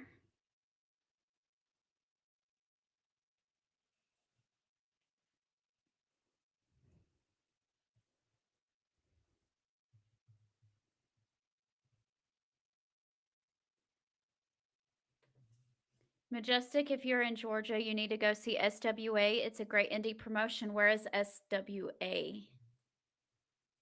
Georgia's a big state.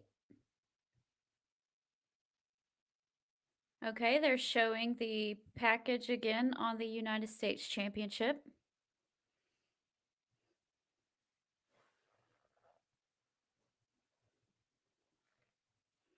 Main event of my first live show was Flair, Ernie Ladd versus Mr. Wonderful Orndorff and Dusty Rhodes. I was hooked. Well, if that was my first live event, I would be hooked too. My favorite indie wrestler is Austin Jordan. That's cool.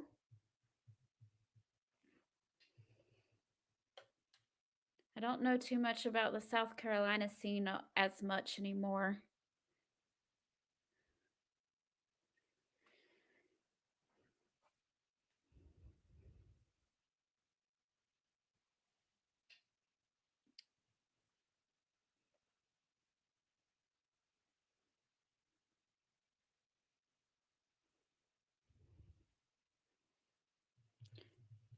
Hey guys, if y'all really like indie wrestling, especially in the South, Peaches and Power Bombs, we periodically interview some indie wrestlers on our podcast. If you want to go back on our YouTube and check out some of our older interviews, we have interviewed Danny Jordan, David Ollie, AC Mack, and Kenji Bria. And we got some in the queue. We're planning some out to have some more indie wrestlers in the South come on.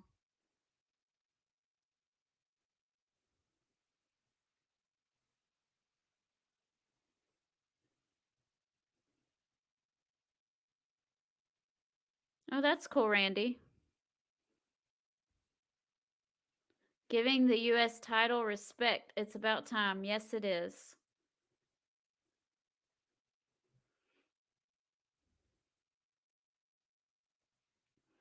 They're showing an Instagram of Champa talking about Harley Race and some old pictures.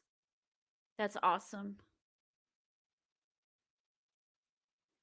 That is really cool. Him in the Harley Race robe. Eastonole, Georgia.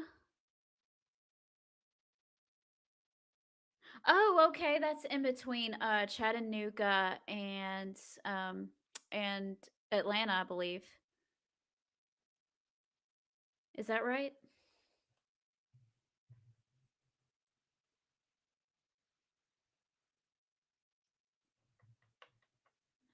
Hold on, guys. Let me check that out real quick.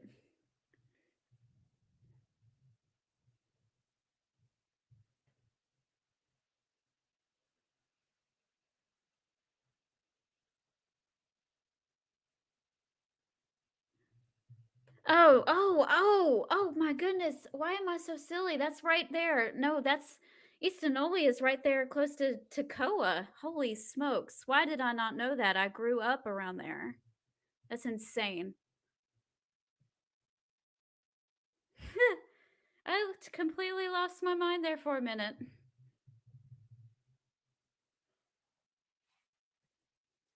Toby says if he doesn't win the title with all of this buildup, I'll be shocked. I know. It's weird because on one hand, you're like, Bobby Lashley is awesome, and I kind of want to see him with this title a little longer, but golly, they've made Champa look like a beast, a monster these past 2 weeks. I don't think he's going to win. I think either The Miz, there's going to be something with The Miz and AJ Styles to ruin this for Champa. But we'll see.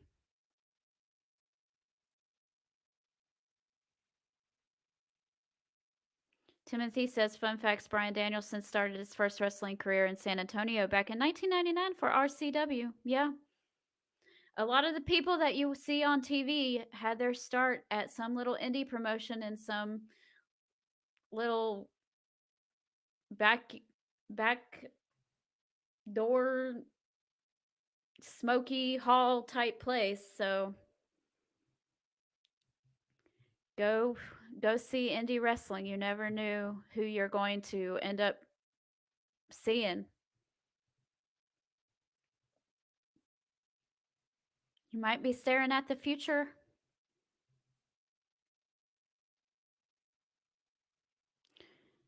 Says, well, Bobby defended it on SmackDown against Ciampa this past Friday, but let's see what happens tonight. Was that on a dark match?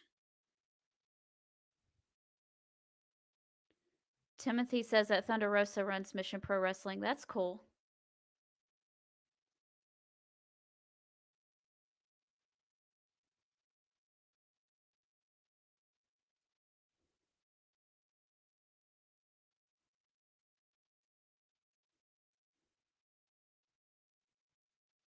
Yeah, that was the dark match after the show. Okay.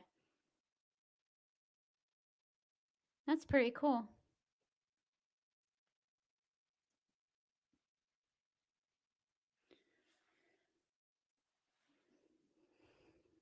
All right. Enough commercials, more wrestling.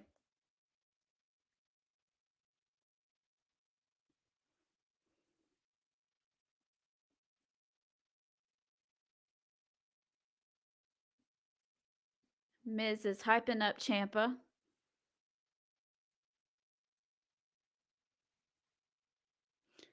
Timothy says, I just want a photo with Jamie Hayter. Well, you never know. One day it might happen.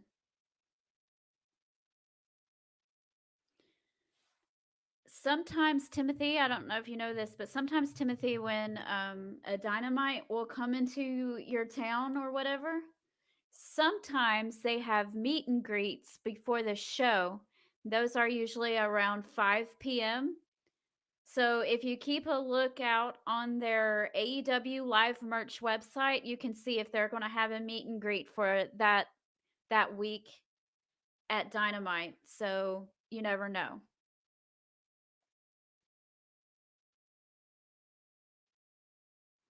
They didn't have one in Atlanta this time, but they did the back in December. But I wasn't interested in meeting all the people that they had available, so I didn't go. Bobby Lashley's huge.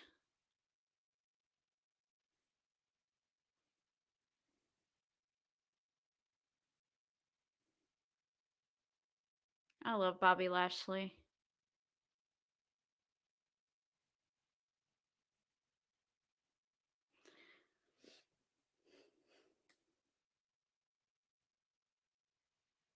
Okay.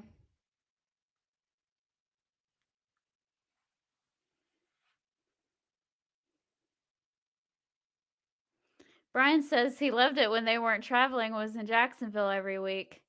Well, Brian, I'm sure you did, but I am so glad that they are traveling now because that means that they come to my town every now and then.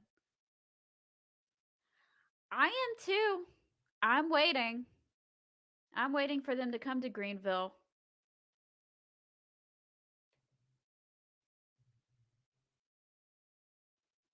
Yeah, they might wait until then. I don't know.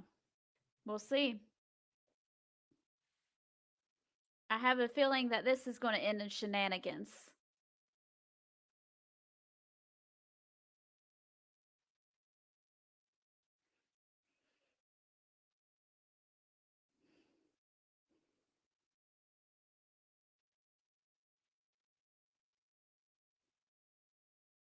Okay, Champa on Bobby right off the bat.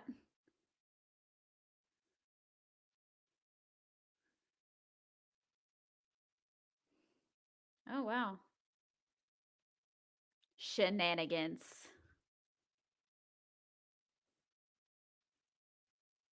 That's right.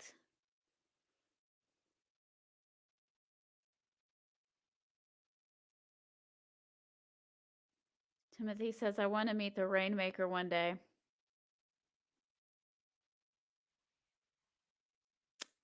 There's a few on my list still. I've met quite a few of my favorites from childhood. There's still a few on that list that I'd like to meet.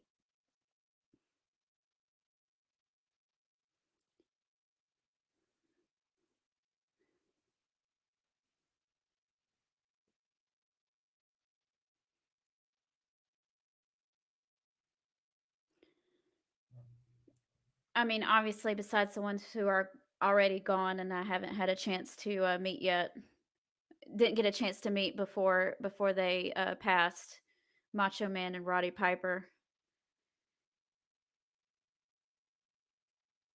I think they were my favorites when I was like 5 or 6. And my favorite wrestler when I was like 10 was DDP, Diamond Dallas Page.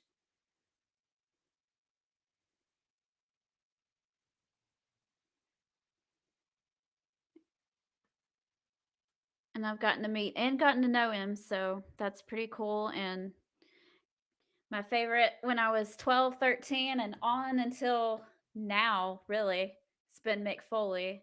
And I got to meet him back in 2018. That was a special moment. I almost cried when I met him, but I didn't. I did not cry. But when I met Eddie back in March, I did cry. That's the first time I had ever cried when I met anyone. But let's see. I can't even remember who all I met. Okay. I've met AJ Styles, Jerry Lawler, Mark Henry, the Rock and Roll Express, Scott Hall. He called me Short Stack.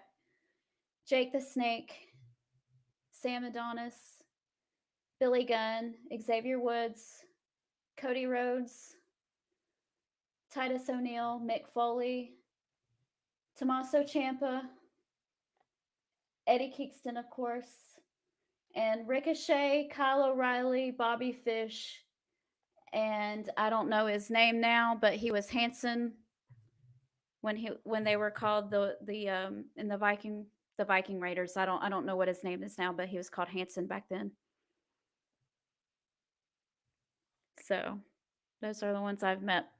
Oh, the ones that I haven't met that I've met that I don't have a picture with. Oh, Drew McIntyre. I just met him last week, and I met Handsome Jimmy Valiant. I've met Raven. That was weird. He's interesting. I've met Enzo Amore. He hit on me, and that was weird. Who else? That's all I can think of right now.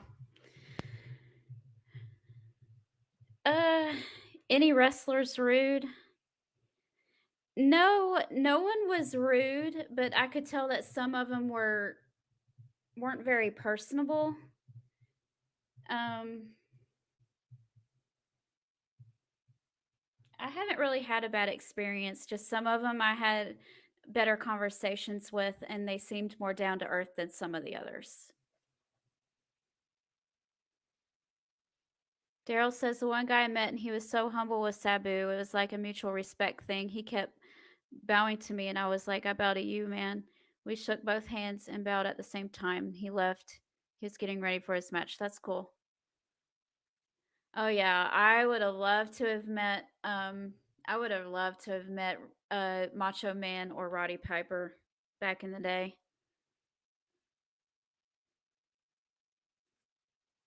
A lot of them were running late. Wow. Well, I'm not one to like wait outside for them to come out. I don't do that. I usually wait until I see them at meet and greets. That's usually the main way I meet people. Or when the DDP Yoga Performance Center was open, a lot of those guys would come through there when they were hurt and work with Dallas. But there's quite a few that I met there that I never got a picture with because they weren't there to take pictures. The ones that I did end up getting was the ones that they asked me if I wanted one after I had talked to them. So they said, "Hey, do you want a picture?" I was going to say yes. I wasn't going to say no. Speaking of someone on my wall, Ciampa, who's wrestling right now. If y'all ever get a chance to meet Tommaso Ciampa, he's a really nice guy. I talked to him for a few minutes about stuff, and he was like, "Hey, do you want a picture?" And I was like, "Sure, okay."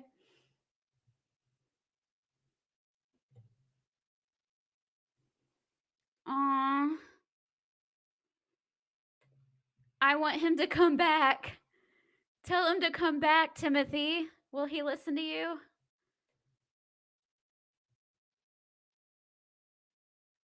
That's because they leave before the main event is over. Timothy says, I want to meet the Bullet Club. It will be too sweet.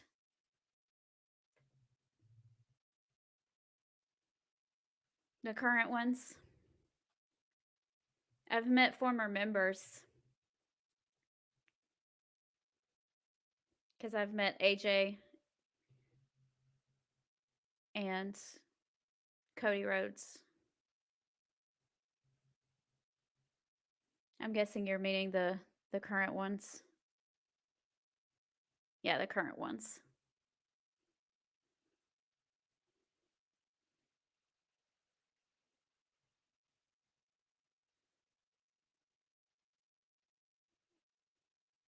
Everyone told me that Billy Gunn was rude, but I had a lot of fun meeting him.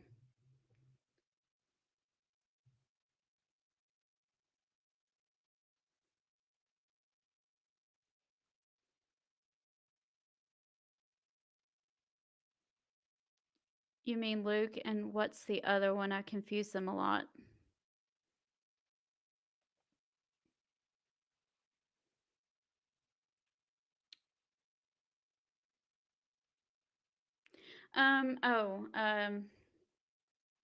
I met one half of the Viking Raiders, the one with the long beard. At that time, he was still in NXT and he was going by Hanson, but I don't know what his new name is. Is it Ivar or something? Well, every time I met Ric Flair, he was sauced.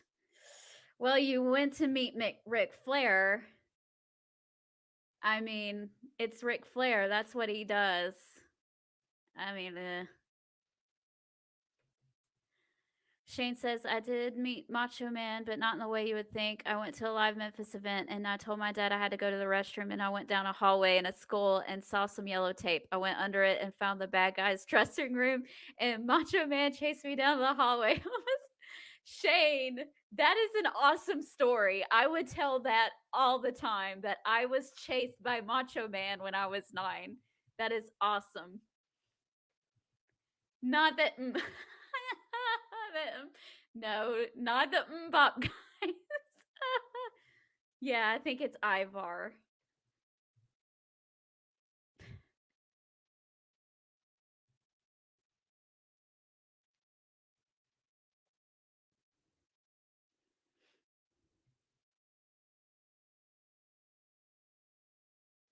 By the way, someone in the chat asked a question to a certain wrestler you can watch on the BTE on YouTube.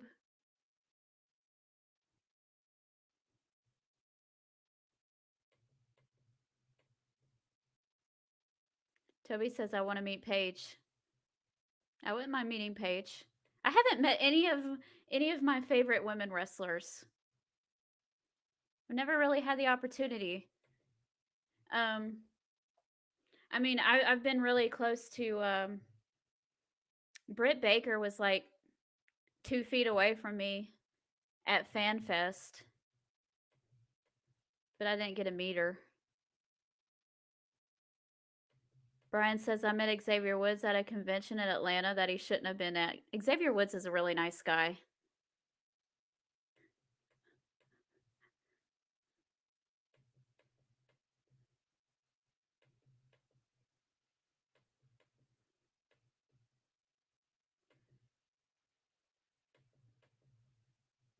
Toby says, my dream is to meet Wyndham. I love that dude. I'd be okay with that.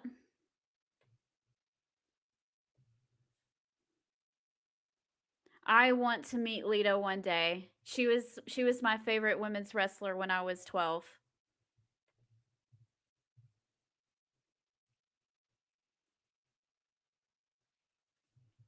I saw that video. He sent it to me, Timothy. That was awesome. I was so happy for him. I was like, oh, Ray all day got to talk to Adam Cole, baby.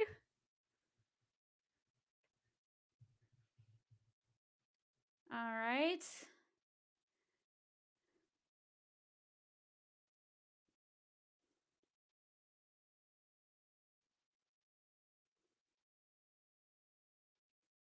Ciampa's got Lashley down.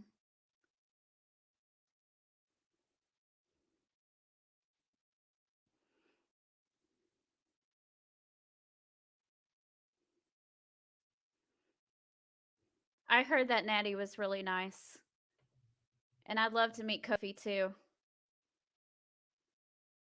Ooh, he slipped.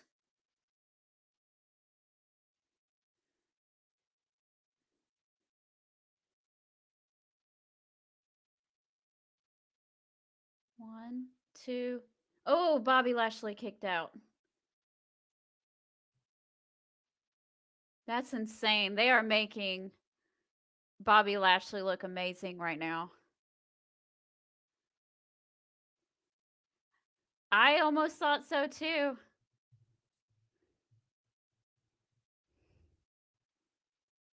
I've seen some of them.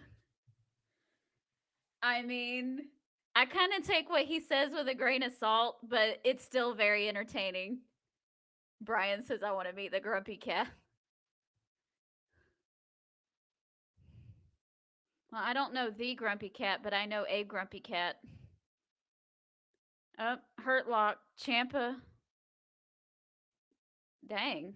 I was expecting shenanigans. And I didn't get shenanigans. Surprised. That was a fight. That was really good. Ciampa still looked good in that match, though.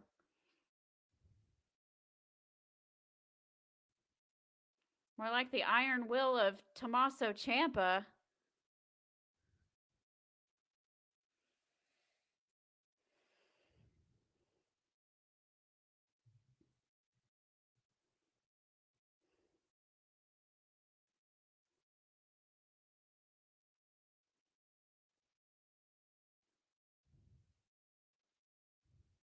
We did get a little bit of shenanigans, just not enough to actually make a difference in the match.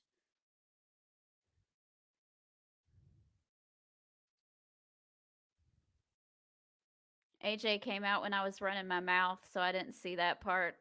My bad. What kind of a watch along is this?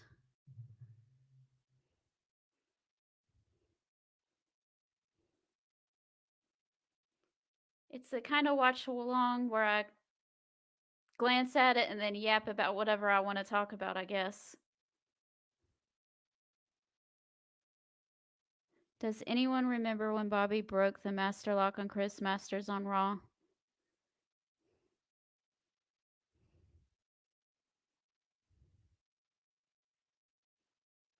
Oh, Moss.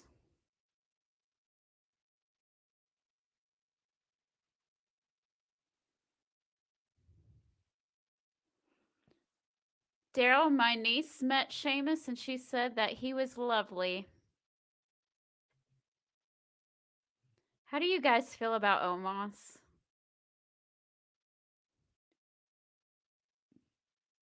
I think he's clunky. And I don't normally critique someone's ring work because I've never been in the ring, okay? But that dude looks clunky. When I can notice it, I say that that's bad. And then he just stares at the camera like this.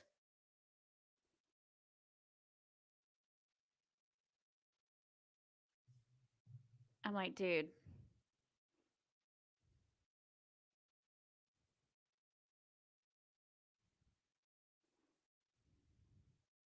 Omos is a Vince kind of guy. I don't see it. I don't see it in him either. He is not my cup of tea. Creative is having trouble what to do with him. That's for sure. He is not my cup of tea. I don't really care too much for him.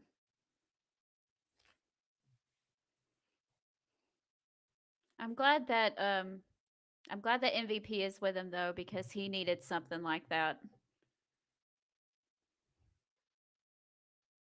Oh, Timothy, you're going to make me break it out, aren't you? Timothy's going to make me do my Daniel Garcia impression. I am sports entertainer. I like Chris Jericho.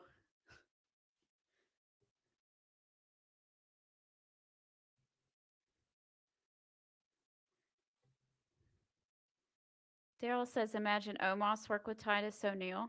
That'd be okay. I hope.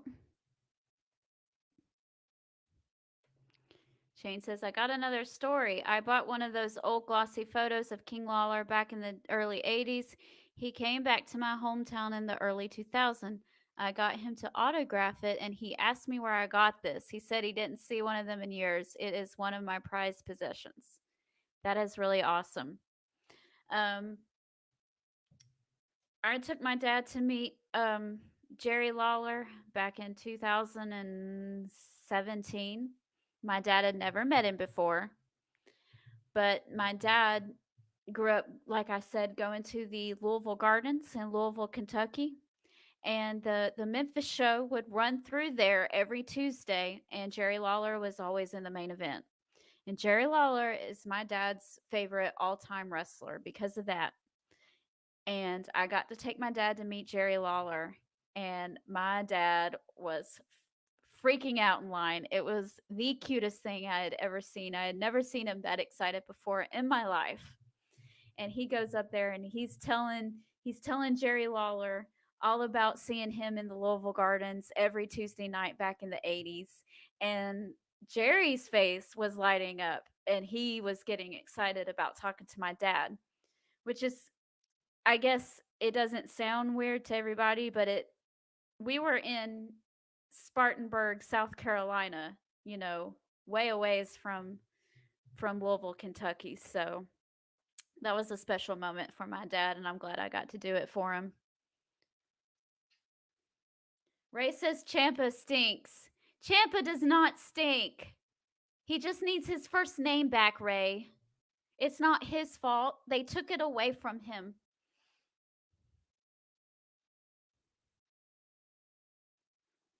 No, they never had tag belt. Oh, it's one set of tag team belts, but they're on both promotions, Raw and SmackDown. They just go back and forth.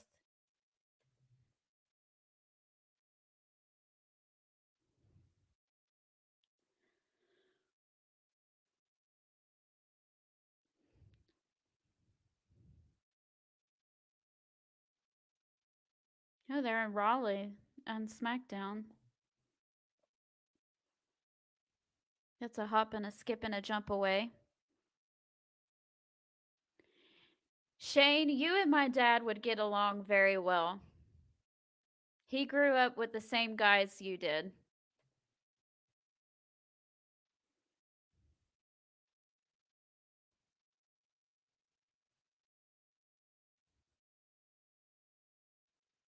Timothy says, I rewatched that video you did a couple of weeks ago and I couldn't stop laughing. You did an excellent job. What video is that, Timothy?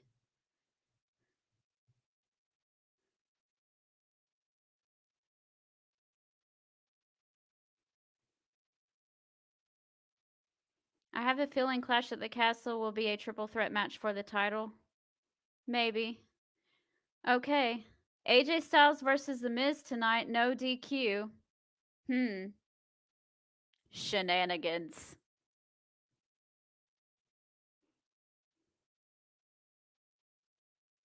Oh, the Daniel Garcia impression? Okay. Yeah.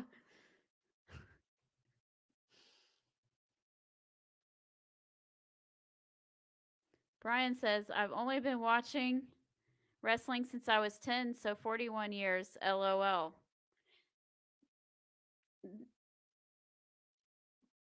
That's not very long at all, Brian.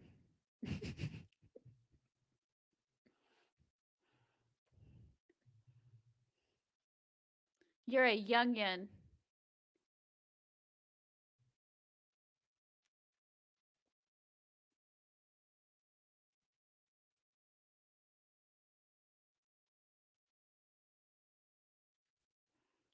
Shane says, you need to ask him, I'm guessing Jerry Lawler, about the singing cowboy Don Bass and Phil Hickerson.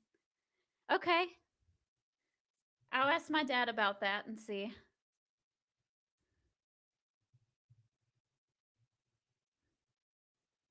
I'm writing that down so I don't forget their names.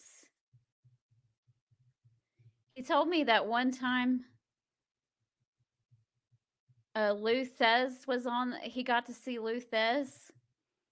He said that that was the most exciting night.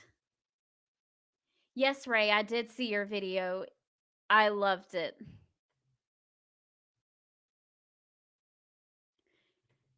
Timothy says that Ray Dean is going to the Grand Slam in September.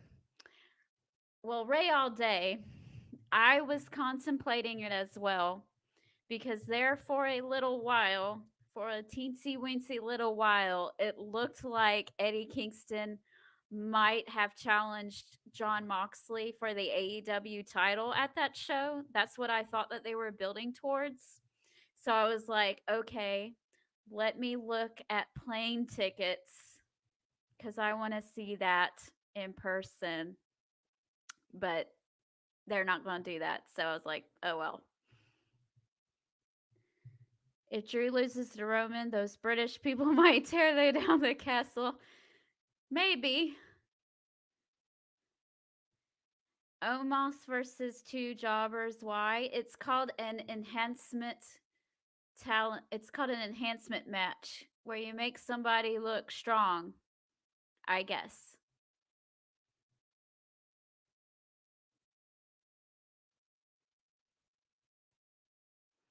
He does talk about Bill Dundee and Austin Idol all the time.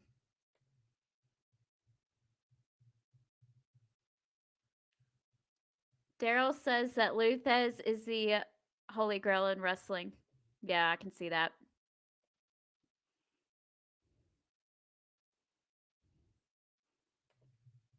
Wonder how Trips is going to use Omos now. I don't know.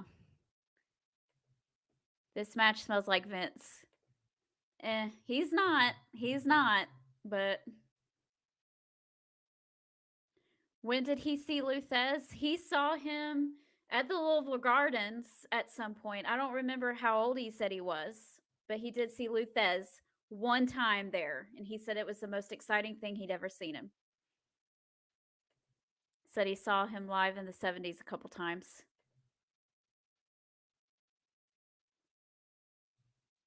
Toby says that Bruno is the holy grail of wrestling. I can see that too. He does not need to turn on MVP, in my opinion. He needs somebody to talk for him, because I don't think that I could take an Omos talking for himself type situation. Omos talking for himself, doing his own promos. Lord, please help us.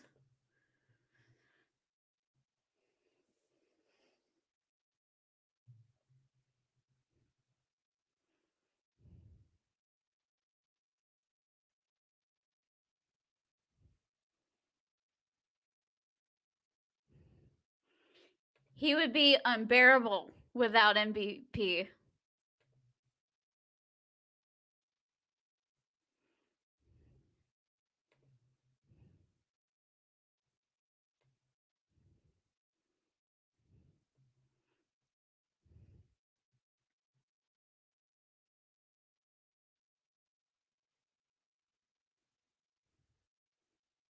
Seth Rollins with some silly sunglasses on.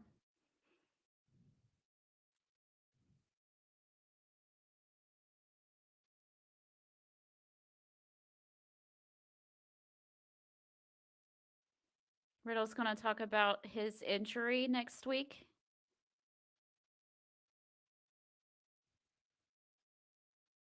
Yes. He wants to ask you about Riddle, Seth. Seth says he's done with Riddle.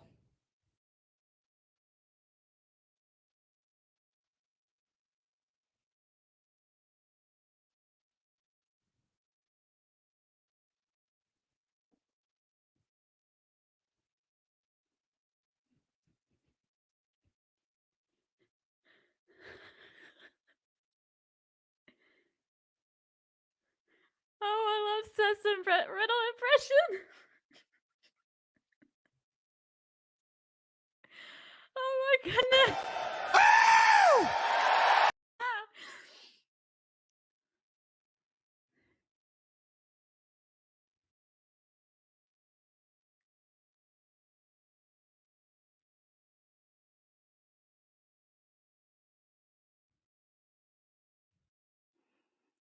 Seth says that Riddle is great at flushing his own potential down the toilet.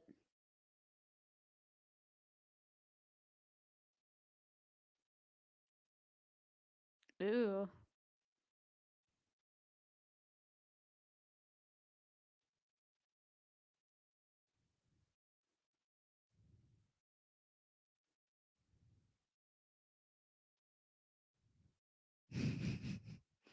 He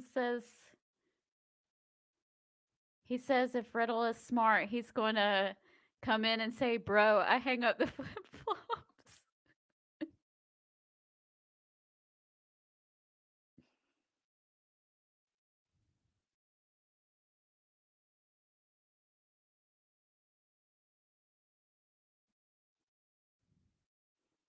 Seth says if Riddle has something to say, so does Seth. Oh man. Up. Here comes Chad Gable.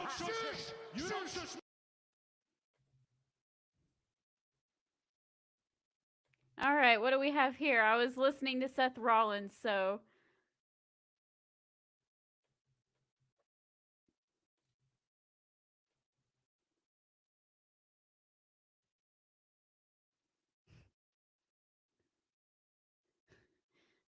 straight up wrestling shows that no Omos promos. I can't take that. Ask your dad about the famous concession stand brawl. Okay. He said, please don't break the popcorn machine. He didn't have the money to fix it. That's funny. Never watched him live, but I've watched old matches and read a lot about Bruno. I'm such a huge fan of how he worked in the ring. Cool. I don't think Cody is done with Seth yet. I think Cody is done with Seth. They've had 3 matches. By the time, and Cody has won all 3 of them. And when Cody comes back, it'll be around the Royal Rumble-ish. He will be done with Rollins. Brian loves Rollins. When he tries, I love Seth. I think this is awesome. I like his little silly dance and his laugh and stuff.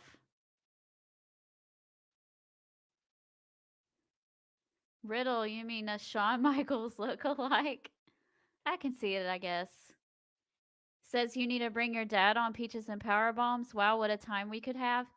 You know what? I should bring him on Peaches and Power Bombs and have him talk about what he saw at the Louisville Gardens when he was a teenager. That would be a lot of fun. Another jab at Cody. Peaches and Power Bombs is the place where Timothy Gonzalez gets his buttons. Shush. Yep. Riddle can be the next Scooby-Doo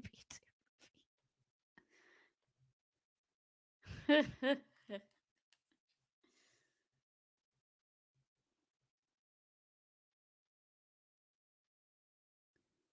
Okay, Daryl, that's a good idea. I might have to do that.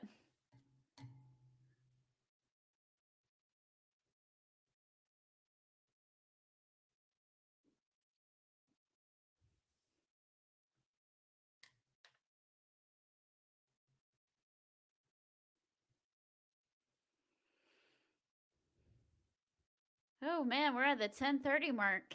Wow. I hope you guys have had a good time tonight. A Penta button. I'll see what I can do, Timothy. Toby says, I'd love to talk old school wrestling with your dad. I love it. That's why I started my group. I'm a wrestling nerd. That's awesome. I like old school wrestling too. My dad, I grew up watching all that stuff with my dad. Now that a lot of that stuff is out there and it's easily accessible, I need to go back and try to find some of the stuff that I remember watching with him. And he has stories. He has a lot of stories.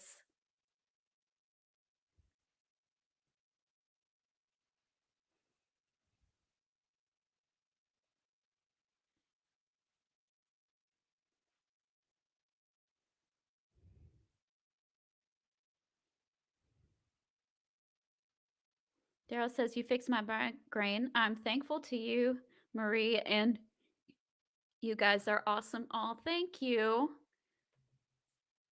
I'm glad you're having a good time and you are feeling better.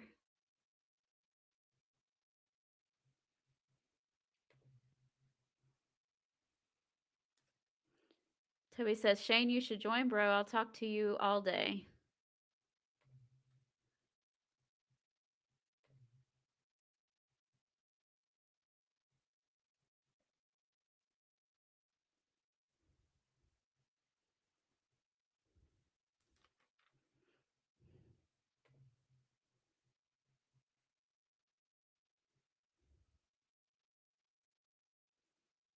All right. No more ads. No more ads. Boo.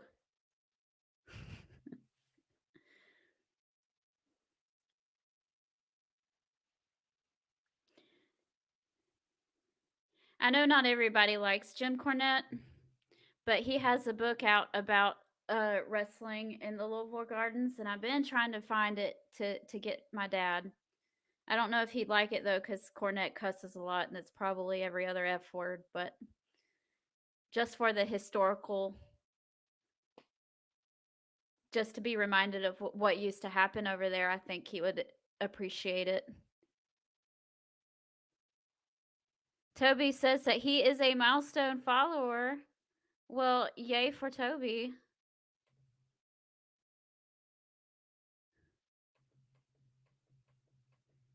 Toby's over here like, You there,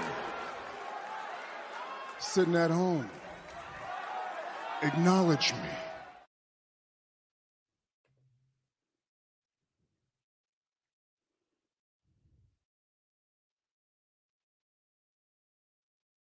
Dolph Ziggler.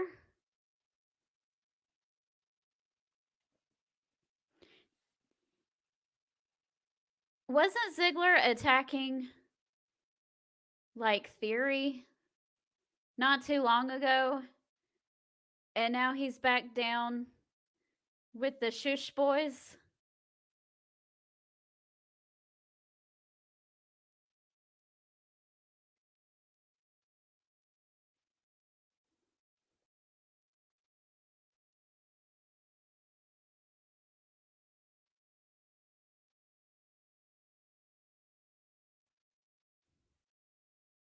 I see a Theory interruption here. Perhaps. We'll see. I mean, I know he was yelling at Roman for a while, but Roman's probably not going to be on the show for a little bit.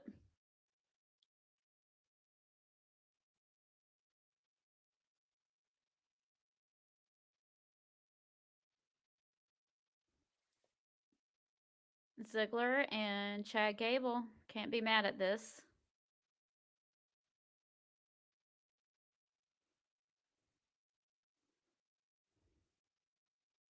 Okay. Got some grappling going on.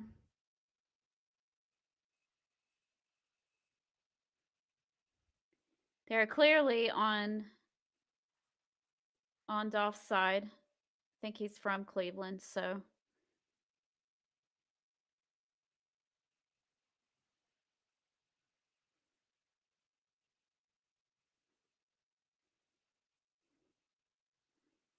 Dolph with the shove.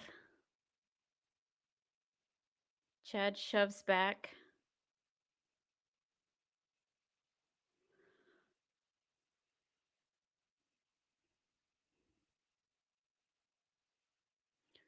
Toby says Theory may as well throw that briefcase in the trash. He's not cashing in anytime soon. No.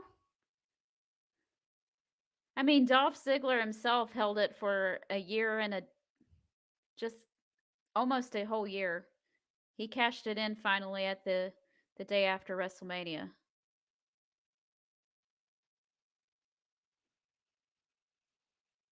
Timothy says so far it's been a good show, no talk shows. Yeah, it's been mostly wrestling. I mean, they've had promos, but they've made sense, not just talking for the sake of talking. That's been me talking for the sake of talking. Shane said something about Jerry Lawler, and that was it.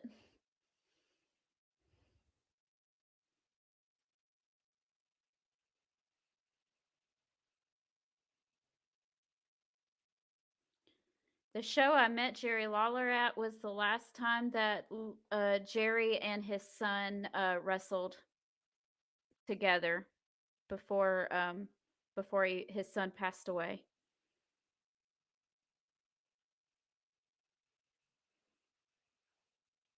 Toby says it's definitely been an upgrade from the Vince show. Yep, absolutely. Thank you, Daryl. I'm trying to keep everybody entertained. That was cool. Chad is really good. Chad Gable is very good. I know the shoosh thing is kind of silly, but it's a little it's the fun kind of silly, so I'm okay I'm okay with it.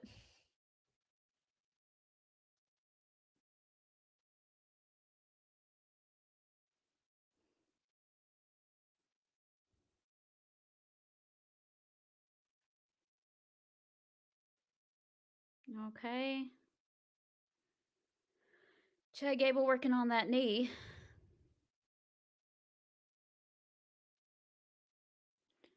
Brian Christopher and his little red wagon. He was famous for it before his WWE days. Toby says, "This is definitely my Monday night spot when you're on. This is fun." Aw. Well, I appreciate it. But in case y'all weren't in the chat when I was saying that next week I will not be doing a Monday night watch along because next week is my anniversary, so I am taking the week off from podcasts. So I will not be here next week.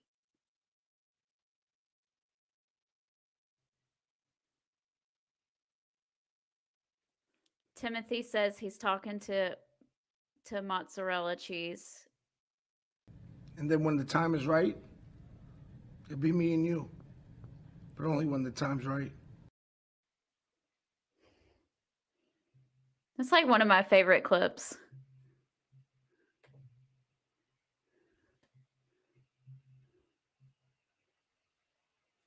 If he can sell it good, you know it comes in money. Yep.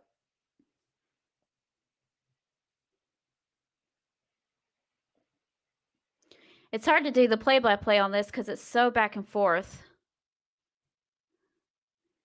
We have an ankle lock, but Ziggler is trying to get out of it. Shane says Chad Gable is so underrated. He reminds me so much of Kurt Angle.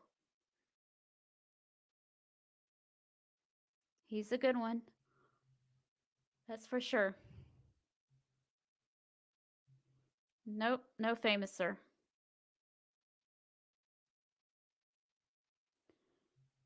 Chad Gable put that ankle lock back on. Speaking of Kurt Angle. Ziggler is reaching for that rope.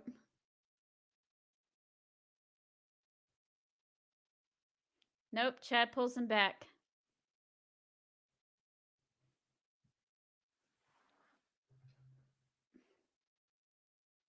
Boot to the face. Gets away. Yeah, the back and forth action, that's what I like too. Power bomb. There was a power bomb. Any peaches around? Right back on that ankle lock. This is what I'm talking about.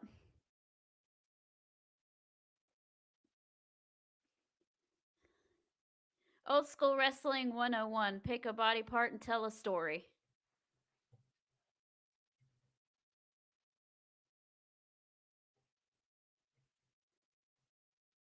Nope.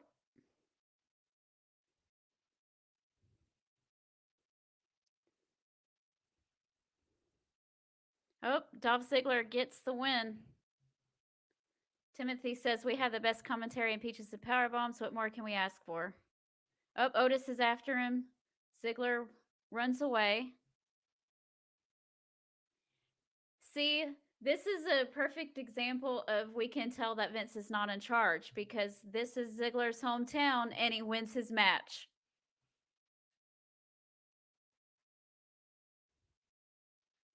I heard that the reason why they did that was because of what happened in Montreal. Is that true?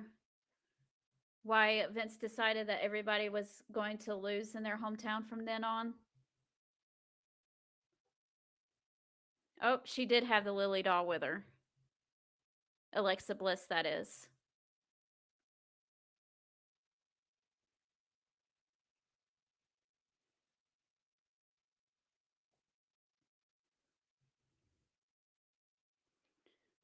Bliss and Nikki ASH and Drew Dewdrop next week.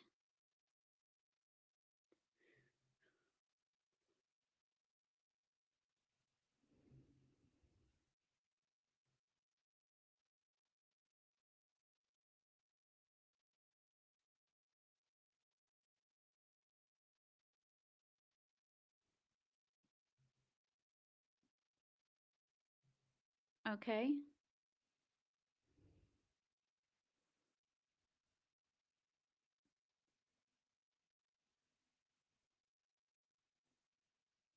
Alexis says they're not going to trust their dreams. They're going to manifest them.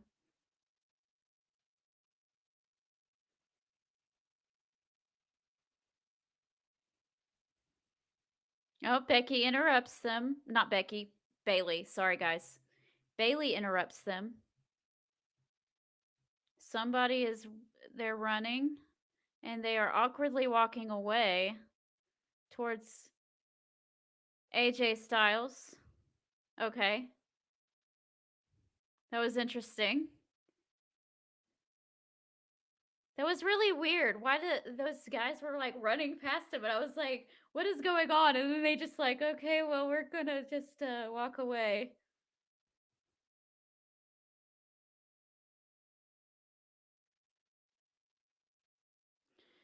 Daryl says he met Kurt Angle and it was a nice experience. He was cool and down to earth. That's really good. I almost, I was that close. We had it set up and everything. I was going to get to interview Kurt Angle back in May, but it didn't happen. He had to cancel because of his knee surgeries. I was very sad, but I thought it was cool that I got that close.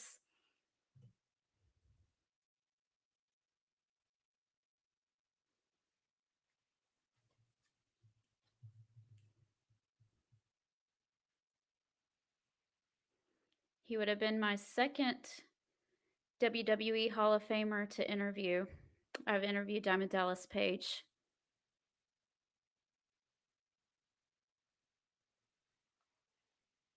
Those were cops running. Toby says something is going on backstage. We'll see it at the show's end. That was an awkward segment. Larry says that Alexa has to ditch the doll thing now. Bray is gone. I want her to ditch the doll thing too. It creeps me out. But the doll is making them tons of money. They're not going to ditch the doll, unfortunately.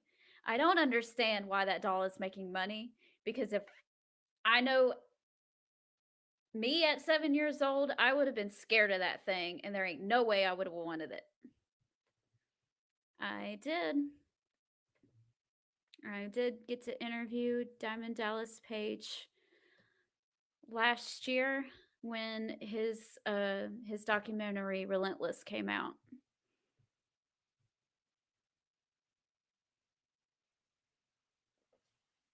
Not on camera, it was over the phone, and it was for an article on the Wrestling Inc.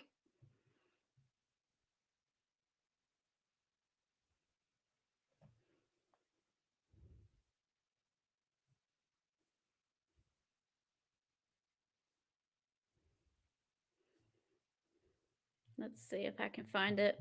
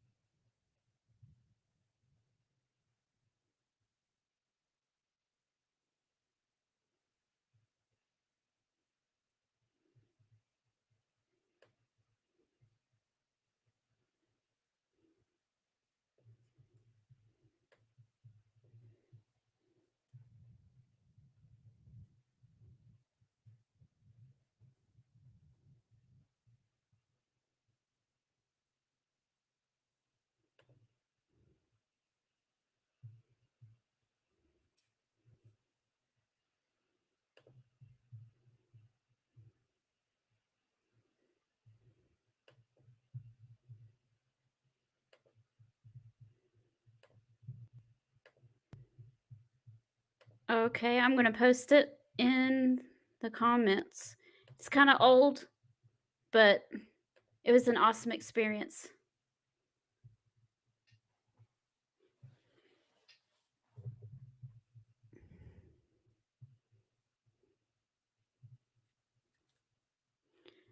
Yeah, Dallas is an awesome person. I love him to death.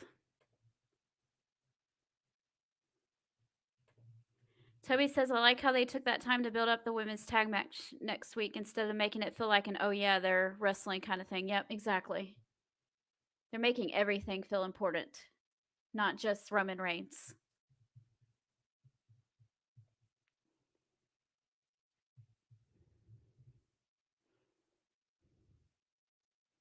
Toby says, when I saw Ernie Ladd as a kid, he looked 15 foot tall standing on the apron. That was a big man. I'm sure he was. He looked like he was a big guy. I'm 5 foot even, so everyone looks like they're 15 feet tall to me. I think the only person that I've met that I didn't have to kill my neck and back to talk to was AJ Styles. I mean, he's still taller than me, but it wasn't like looking at Drew McIntyre. Hey, how are you?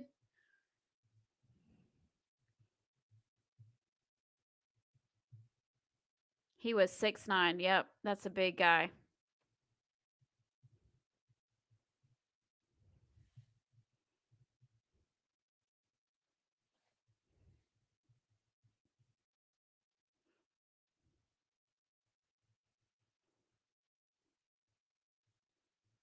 I love AJ Styles so much. He's one of my favorites.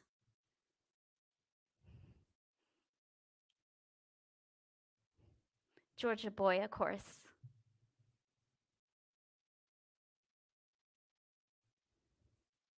Go Dogs, go Braves. Sorry, Ray.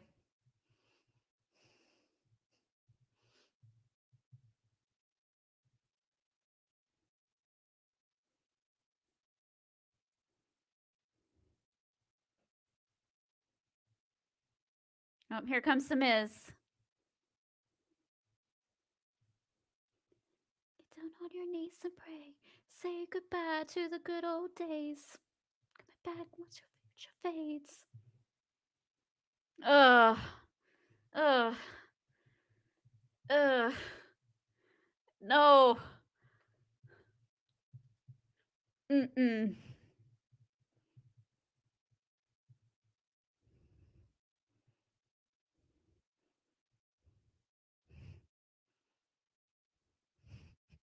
It's so fun to hate the Yankees.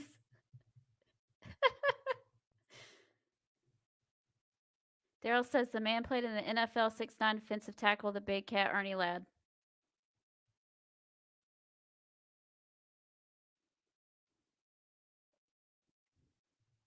Toby is a Dodgers fan.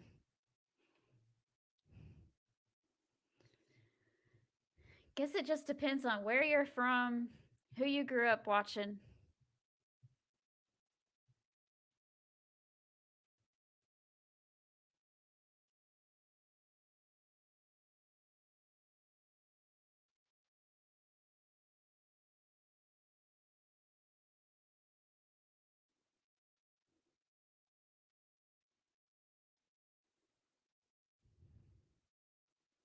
Yeah, AJ, just let's do it.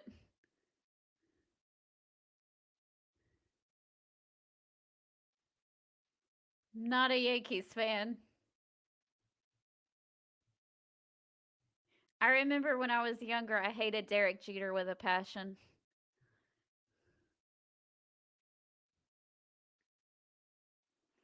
Toby says I'm in Virginia and pull for the Dodgers, Lakers, and Cowboys. Go figure.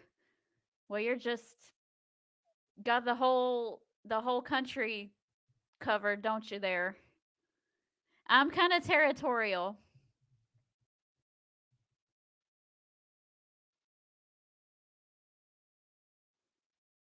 I don't watch professional basketball and I don't watch professional football, but baseball, I'm a we're Braves fans. And then college football, I'm a Georgia Bulldogs fan. And then college basketball, I'm an Indiana Hoosiers fan. I like the Louisville Cardinals too. And I like the Georgia women's basketball team.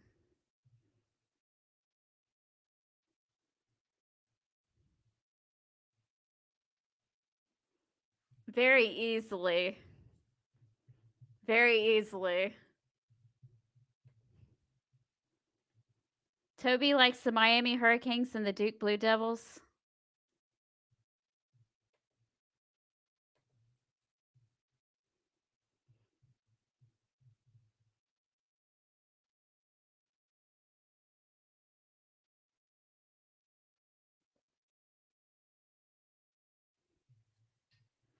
I know the Braves are doing well, but the Mets are they're a better team this year, so they're probably going to win the series. Don't tell Ray I said that.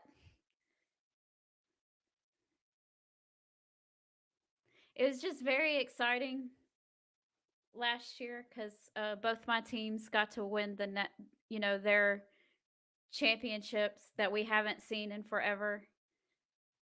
I mean, I I hadn't seen the Braves win the World Series since I was a kid. I had never seen the Georgia Bulldogs win the national championship because that happened before I was born.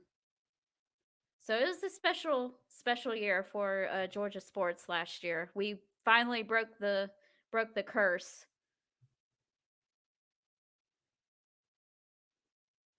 AJ Styles over the barricade.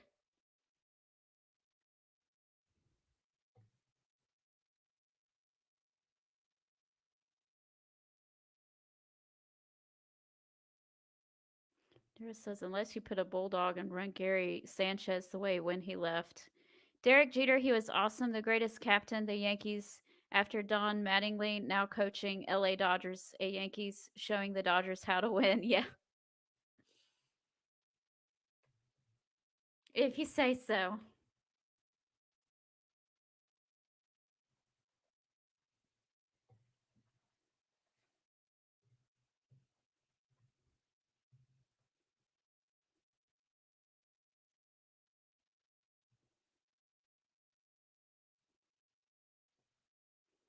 Yeah, when the Georgia Bulldogs won the national championship, I had COVID at the time. So I was like, yay, yay. And then like coughing up a lung and then getting back up and going, yay, yay, yay. And then I had to sit down because standing up and going like this, yay, like took all my energy out and had to sit back down. It was pretty sad.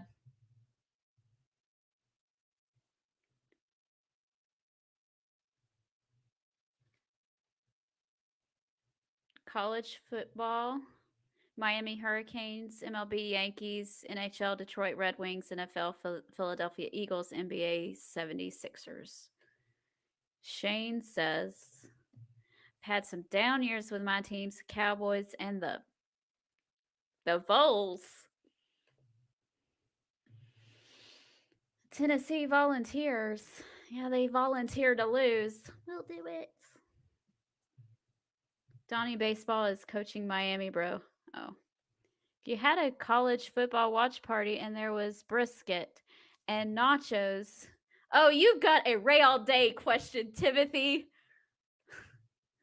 If you had a college football watch party, and there was brisket and nachos, and Jamie Hayter showed, and she asked to invite one person. Can I come?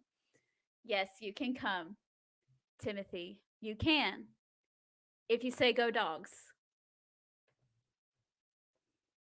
Toby says it's hard being a Cowboys fan. My best friend's husband is a Cowboys fan. He feels your pain.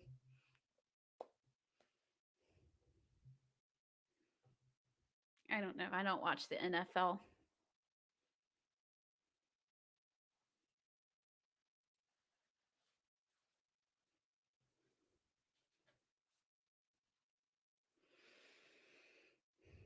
No more ads. More wrestling. Toby's like, Timothy, you can't do race thing. I know, he's trying to steal his gimmick.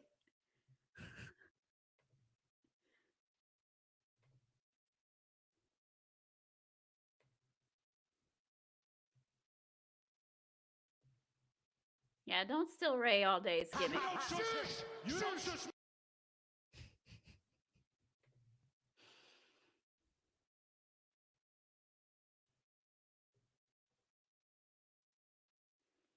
AJ Styles is grabbing something from under. Oh, he's got the table. Yeah, I remember when I had it last month, I felt like a truck ran me over, but I took cold and flu emergency are awesome mixing them with OJ. How about them? No, cowboy. I guess cowboys. Yes, Ray D needs to come and get him.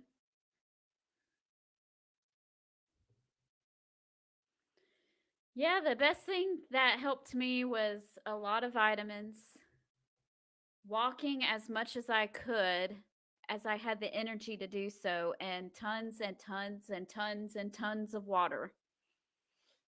I believe that water, sleep, and walking are nature's medicine.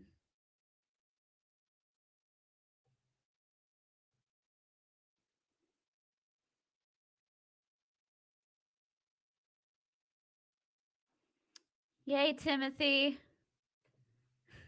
I'm glad you're not a Tar Heels fan. No. Go Bulldogs, beat Bama.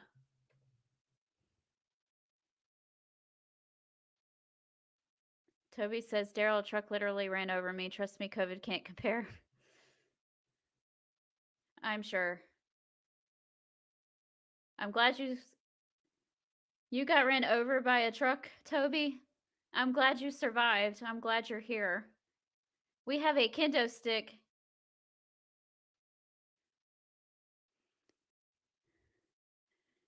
Who you guys going for in this match?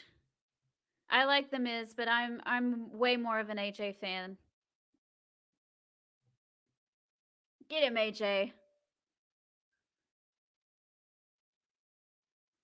Smack.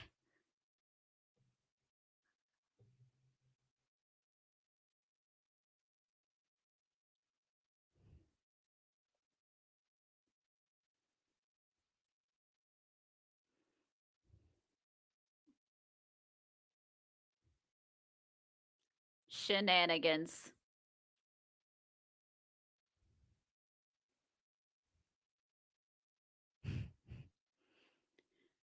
You can give questions, Timothy, but you can't steal somebody's gimmick.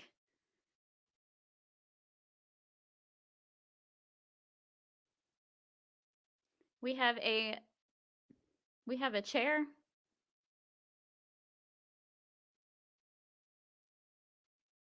Nope.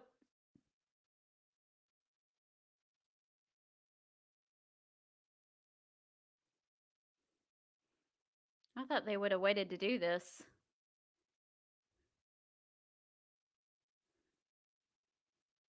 Phenomenal forearm right in Miz's face. 1, 2. Oh, Champa. Shenanigans.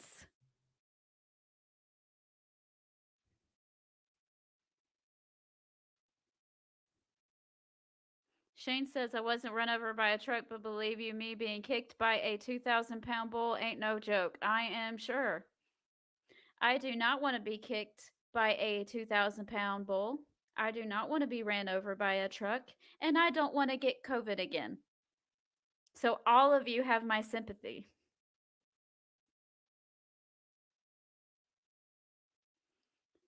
Go away. Up, Ciampa on the edge. Nope. We have a table outside. Oh.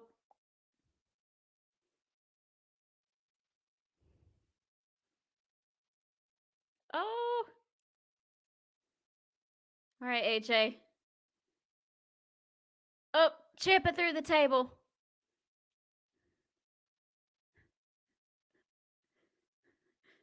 Me too, Toby. 2. Nope. 3 count for the Miz.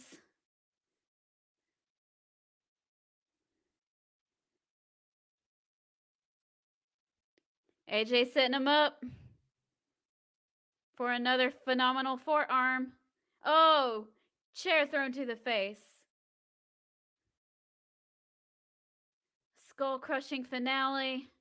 1, 2. Oh, wow, he kicked out. Holy cannoli. Come on, AJ. Let's do it. Show him how the Georgia boys do it.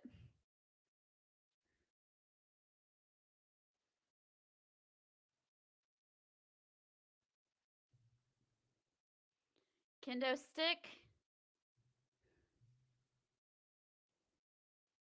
The Miz is smacking AJ Styles with the kendo stick. That's what you get for not staying down, I guess.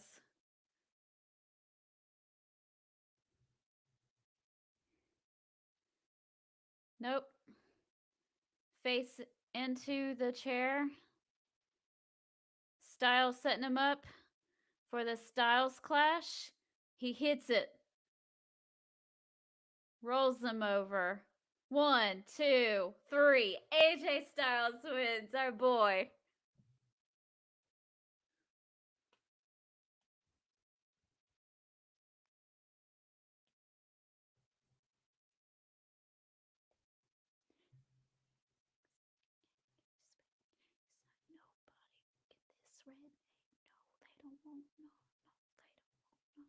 They act scared. No, they don't really want none. No, they don't want none. They act scared. No, they don't really want none. All right. Luis Miguel, aka The Miz, lost. AJ standing tall, looking good. I'm thinking this should button this up a little bit. My guess is that there's going to cause a little bit of a rift between Ciampa and The Miz. Because to me, that little Harley race promo that Ciampa did earlier was a very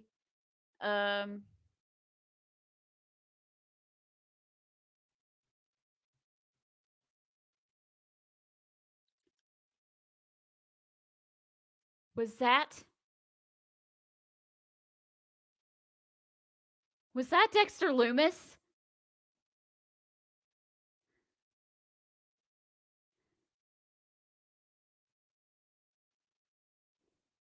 We saw the cops running earlier.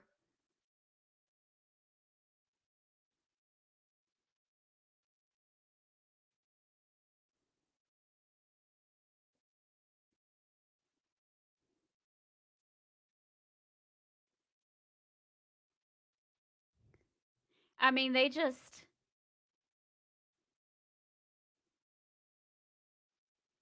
That was subtle, though. Because they mentioned him. Corey asked, hey, was that Dexter Lumis? But it was subtle. And they only briefly showed it. And they didn't do a replay of it either. So that was super subtle.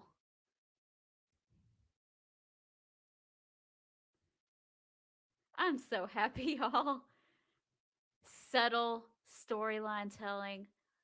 subtle story. I love it. It doesn't have to be blatant and in your face all the time. Like, is that Dexter Loomis? And like, that's it. Makes you keep thinking, makes you keep wondering what is going to happen. What was all that about? It's weird. And, it makes you keep wanting to watch. I like it. I like it. Okay. All right, everybody. Thank you so much for joining my 3-hour Monday Night Raw watch along. I appreciate you guys being here. Tomorrow night I will be on the Roundtable Rumble with the Saint, and I think Alora will be with me. I'm not sure who else will be on with me, but that's tomorrow night at 8 o'clock. I will share a link to that on Peaches and Power Bombs so you guys can find it. I'm guessing it will be right here on the Real Wrestling Community because the Saint is on the Real Wrestling Community with me. So that's tomorrow night. And of course, Wednesday afternoon at 4:30, I will be on the Real Wrestling Community for a tailgate party to preview AEW Dynamite. And I'm not sure about Friday yet. I will keep you guys posted on Friday if we are doing a tailgate party for then. But next week, I will not be on the podcasts at all. No tailgate parties, no watch alongs, no Peaches and Power Bombs. I'm taking the week to celebrate my anniversary. So if you don't see me for the rest of the week, I will see you in 2 weeks. And you guys have a good night. Thank you so much for joining me again. And I will catch you guys next time. All right. Y'all take care. Good night, sweet peach. It's time to go. Good night.